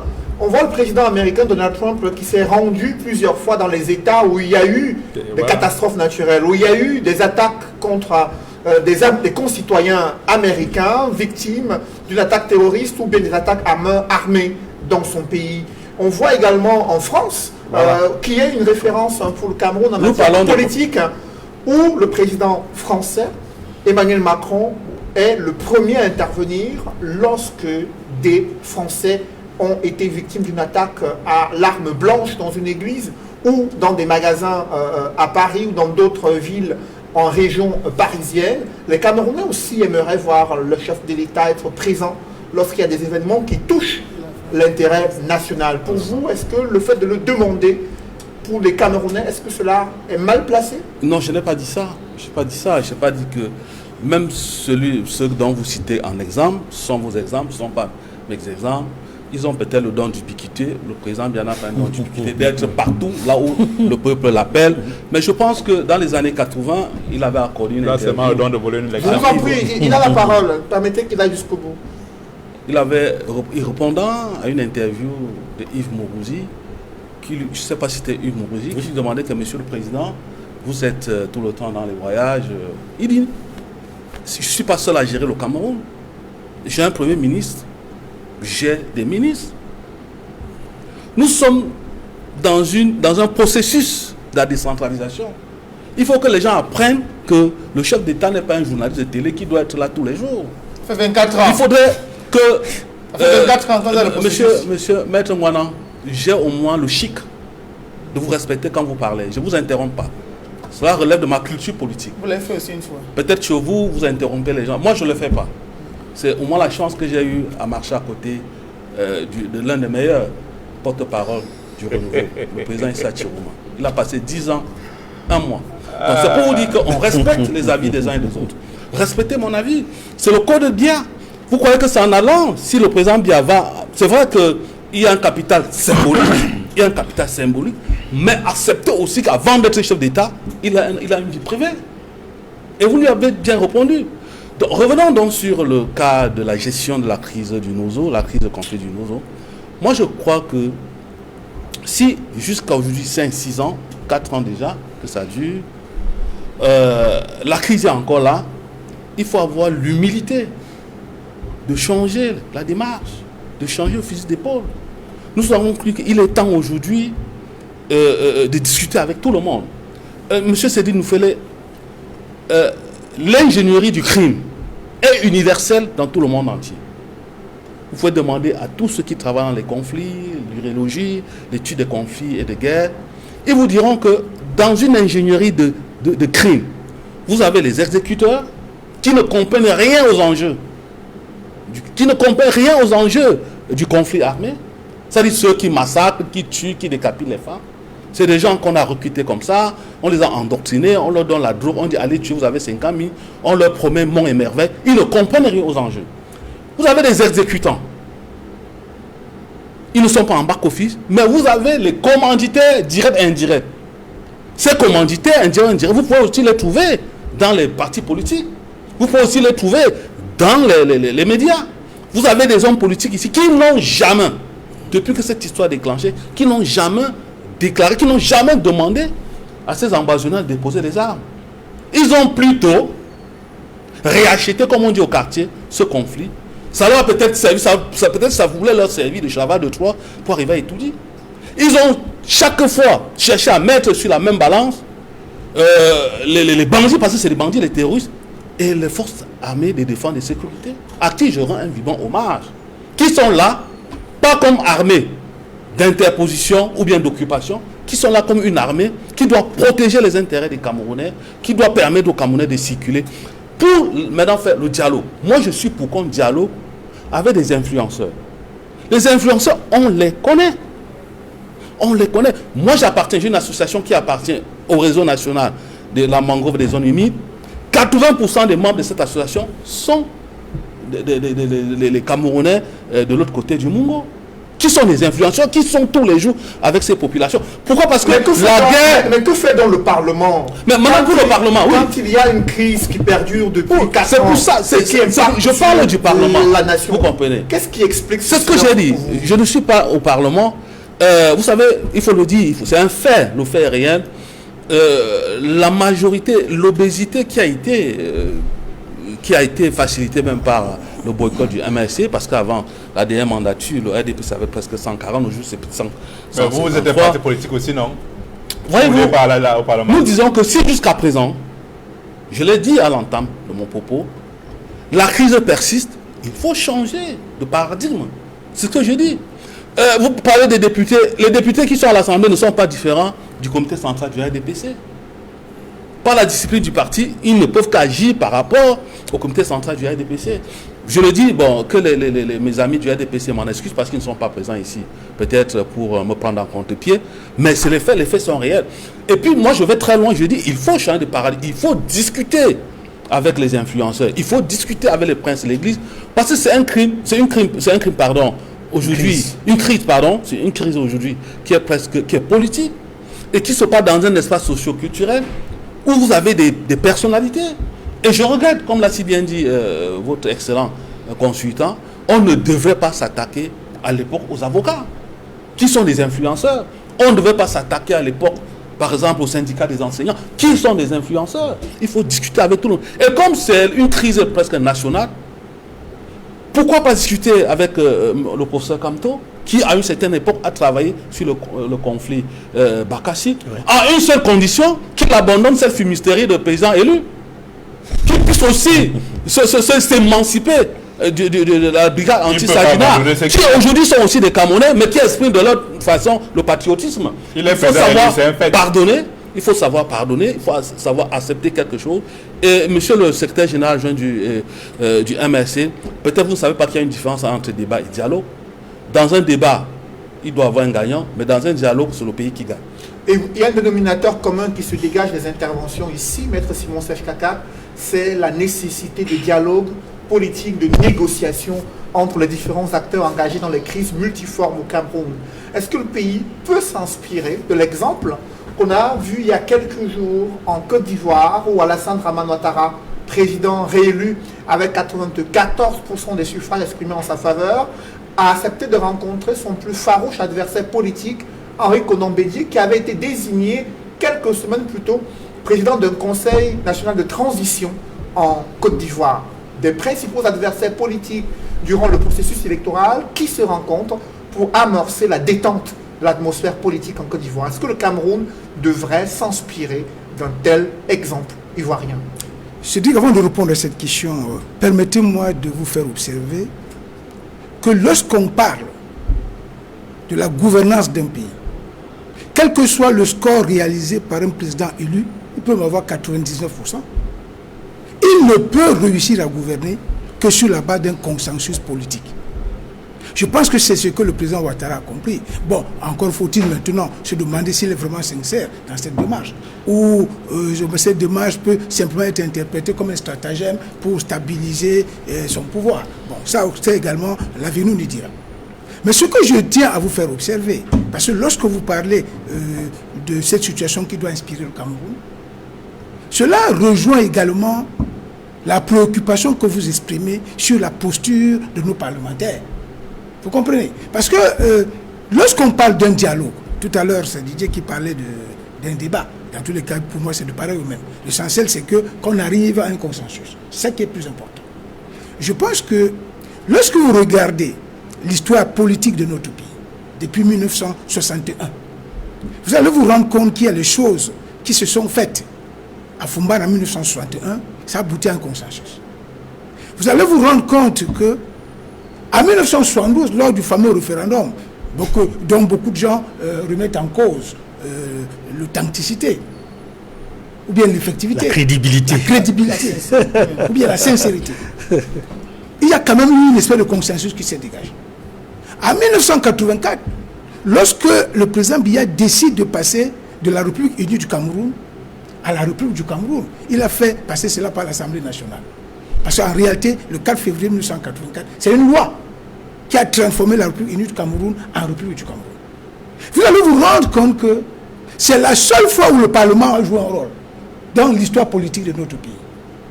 Lorsque la crise a commencé, la crise anglophone, on s'entend, a commencé en 2016.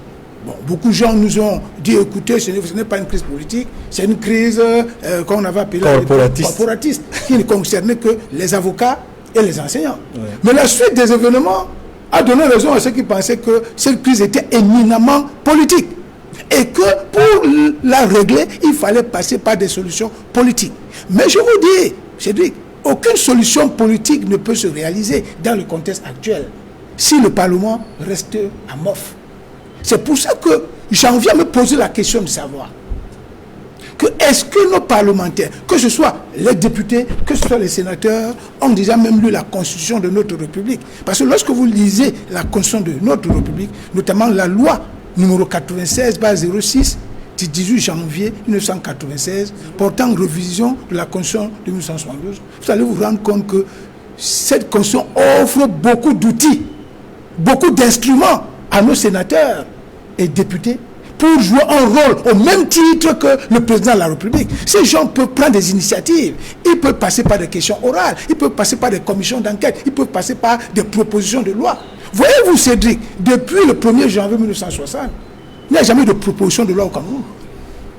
Toutes les lois qui sont votées et promulguées par le chef de l'État sont l'émanation des projets de loi. À l'exception de quelques-unes, proposées par le SDF et le MRC aussi. Oui, qui sont passées. Qui n'ont pas été... Non, mais je dis qu'ils sont passés, mais je parle de propositions de loi qui sont passées. S'il y a eu des velléités de propositions de loi qui ont été battues en brèche par la majorité obèse et RDPC, moi je ne considère pas ça comme des propositions de loi. Mais je pense quand même que aujourd'hui, la situation actuelle en réalité, de mon point de vue, ne doit même plus avoir une coloration partisane. La crise a atteint une envergure irrésistible, où même les députés RDPC doivent faire preuve de patriotisme et de courage politique en prenant des initiatives. Tout à l'heure, c'est Edmond qui disait que ce qui s'est passé il y a 5 jours avec les avocats, c'est ce qui se passait il y a 4 ans avec les avocats anglophones. Et qu'effectivement, aujourd'hui, on en a à se demander si ce qui est considéré comme le détonateur de la crise anglophone du côté de Bamida ne s'est pas réalisé à Douala, parce qu'aujourd'hui, j'ai le sentiment que ce qui est arrivé peut être le détonateur d'une crise de liberté. Et si la crise de liberté s'installe dans le pays, j'ai le sentiment que le gouvernement aura beaucoup de batailles à mener.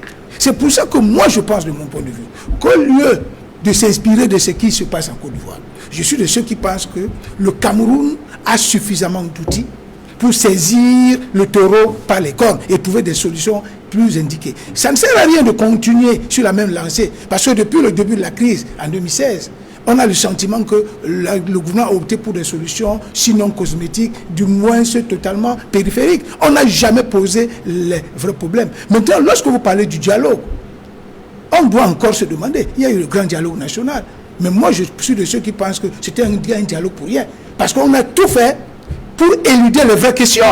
On a tout fait pour éviter d'inviter ceux qui devaient être invités. Ça, c'est mon point de vue. Je suis de ceux qui pensent qu'aujourd'hui, la situation nous amène à un véritable dialogue participatif où tous les partis politiques, même mon parti est prêt à jouer, mon parti politique est prêt à jouer un rôle de premier plan dans le règlement de cette crise, qui n'est plus une affaire du RDPC, une affaire du gouvernement ou une affaire, j'allais dire, d'un groupuscule de Camerounais qui pense que le Cameroun est leur propriété.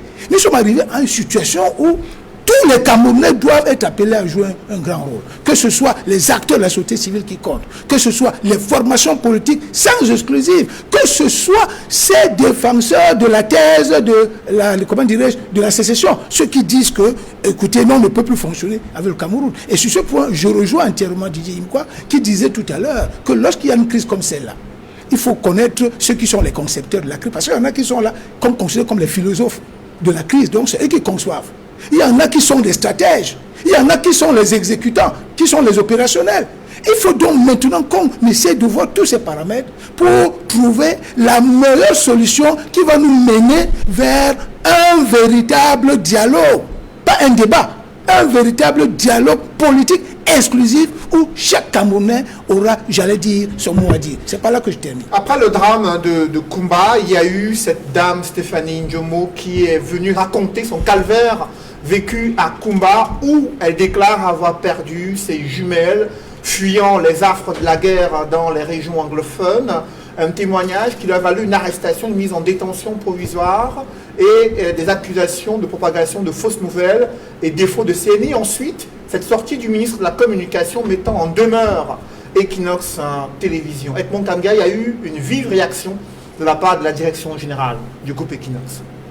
Effectivement, Sédik Noufélé, il faut le dire avec beaucoup de regret que la sortie de Mme Stéphanie Ndjomo ait pu provoquer, ait pu créer cette polémique, cette perception au niveau du gouvernement ou alors de certains membres du gouvernement ou alors de certains Camerounais, parce que dans le cas d'espèce, elle a été invitée à l'émission du mardi 3 novembre dernier, Parole de femme, où elle a essentiellement fait un témoignage sur ce qu'elle a vécu sur le terrain lorsqu'elle était à Kumba et tout le trajet qu'elle a mené de Kumba jusque dans la partie francophone, c'est-à-dire au niveau de Mbanga, où elle a été reçue avec d'autres personnes qui sortaient de la forêt avec elle.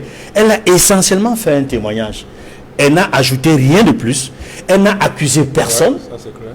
Et ça, je mets au défi quiconque, c'est sur YouTube, révisionner le témoignage de Dame Ndjomo Stéphanie. Elle n'accuse aucune institution, elle n'accuse personne. Donc, il est regrettable que lors qu'une émission comme celle-là, où on invite quelqu'un qui fait un témoignage sur son vécu, soit interprétée de façon de manière à l'accuser. Et je dois dire, pour ne pas rentrer dans le fond du sujet, dire en réalité que nous avons également appris avec beaucoup de désarroi, parce que stupéfait, la réaction du ministre de la Communication qui a adressé une lettre au PDG d'Equinox Télévision, une lettre de mise en demeure pour la chaîne de télévision Equinox Télévision. Je dois dire que le PDG a répondu à cette correspondance-là, et je ne veux pas rentrer dans le fond de la réaction du PDG d'Equinox, puisque cette lettre a adressé à son destinataire, le ministre de la Communication, qui va la lire et l'apprécier, et on verra quelle sera la suite. Mais je voudrais tout simplement dire qu'Equinox Télévision, comme l'ensemble des médias du groupe La Nouvelle Expression, travaille dans la sérénité, avec professionnalisme. Nous avons toujours respecté les règles éthiques et déontologiques. On ne peut pas, on n'a jamais eu une sanction de l'organe de régulation qui est censé être compétent sur la question pour nous adresser une demande d'explication ou quelque correspondance que ce soit. Nous sommes très surpris que ce soit le ministre de la Communication qui, de façon surprenante, en quelques heures, a réussi à faire une enquête et même aller au-delà du travail mené par les officiers j'allais dire par le commissaire du gouvernement, puisque l'a fait passer par le tribunal militaire où on a par la suite appris, parce que nous apprenons comme ça à distance que Dame Stéphanie Ndjomo est passée par le tribunal militaire et qu'elle a atterri à la prison de Nobel. Et nous apprenons également, comme tous les Camerounais, qu'elle y est pour défaut de possession de la carte nationale d'identité et pour propagation de fausses nouvelles. Nous pensons, pour l'émission qui s'est passée à Parole de Femme, qu'elle n'a jamais propagé de fausses nouvelles. Parce que nous avons pris la peine de vérifier tout ce qu'elle a pu dire à cette émission. Nous avons fait un compte rendu à l'émission de Parole de Femme du 10 novembre qui a suivi, où nous avons diffusé une bonne partie des témoignages que nous avons recueillis sur le terrain, notamment les enfants dont elle a parlé dans son témoignage. Elle a dit qu'elle avait des enfants qui étaient à Douala, qui sont allés à Douala en congé, n'ont pas pu revenir à cause de la crise. Nous avons pu retrouver ces enfants-là. Ces enfants-là ont témoigné. Nous avons pu rencontrer le grand-père de ces enfants-là, qui a également témoigné. Les téléspectateurs l'ont vu. Nous l'avons diffusé avec Inox Télévision. Nous voulons tout simplement dire que nous n'avons pas de reproche à nous faire. Nous travaillons de manière professionnelle. Je voudrais dire un mot également avant de chuter sur la question que vous avez précédemment posée à Maître Kakak sur ce que l'on pourrait éventuellement retenir, n'est-ce pas, du dialogue que vient d'entamer le président ivoirien Alassane Ouattara lorsqu'il appelle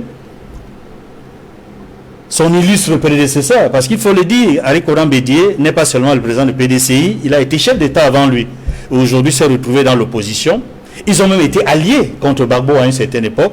Aujourd'hui, il y a eu des élections en Côte d'Ivoire dans des conditions que tout le monde sait, avec une contestation vive contre le troisième mandat d'Alassane Dramane Ouattara. Et il faut le dire, le Conseil constitutionnel avait validé sa candidature parce qu'il s'agissait d'une nouvelle constitution et d'une troisième république. En réalité, pour interpréter au premier degré l'élection d'Alassane Dramane Ouattara, ou en tout cas sa candidature qui a été validée par le Conseil constitutionnel, c'est que les compteurs ont été remis à zéro et il a la possibilité même de faire un quatrième mandat avec la nouvelle constitution. Restons là juste dans la parenthèse pour dire et pour revenir sur le dialogue qui a commencé avec Henri Konan Bédié. Nous sommes heureux de ce que Henri Konan Bédié, qui venait de mettre sur pied un gouvernement parallèle à la tête duquel il était le président du Conseil de transition, a bien voulu accepter de discuter avec Alassane Ouattara. Et nous pensons que c'est important pour tous les autres pays en Afrique, quelles que soient les conditions par lesquelles le dirigeant a été élu dans des conditions controversées, mais si déjà il peut appeler ses opposants ou son principal opposant à la discussion, c'est très important. Et nous pensons que ça va aider à stabiliser la Côte d'Ivoire, qui n'a pas besoin d'une autre guerre. La Côte d'Ivoire n'a pas besoin d'une autre guerre. Avec tout ce qui s'est passé depuis 10 ans, ça plomberait davantage la paix, la sécurité et le développement de la Côte d'Ivoire. Et je voudrais dire enfin que nous souhaitons qu'Alassane Dramane Ouattara soit véritablement sincère, qu'il libère tous les leaders de l'opposition qui ont été arrêtés, parmi lesquels Pascal Affi-N'Guessan, toutes les manifestations qui ont été arrêtées, et que cela permette, dans le cadre des propositions qui vont lui être formulées par l'opposition ivoirienne, que cela permette au moins la décrispation politique à travers l'éventualité d'un gouvernement d'ouverture ou d'un gouvernement de réconciliation nationale pour que la Côte d'Ivoire reste un grand pays. Mesdames, Messieurs, c'est la fin de cette émission. Merci à vous, Edmond Kandia et Didier Limkoa, d'avoir participé à cette émission. Merci également à vous, Messieurs Roger Justin Noah, Maître Simon Siège Kakak et Maître Moustapha Ngwana d'avoir participé à ce débat. Mesdames, Messieurs, c'est la fin de cette émission. Merci de l'avoir suivi et merci de rester sur Equinox Télévision.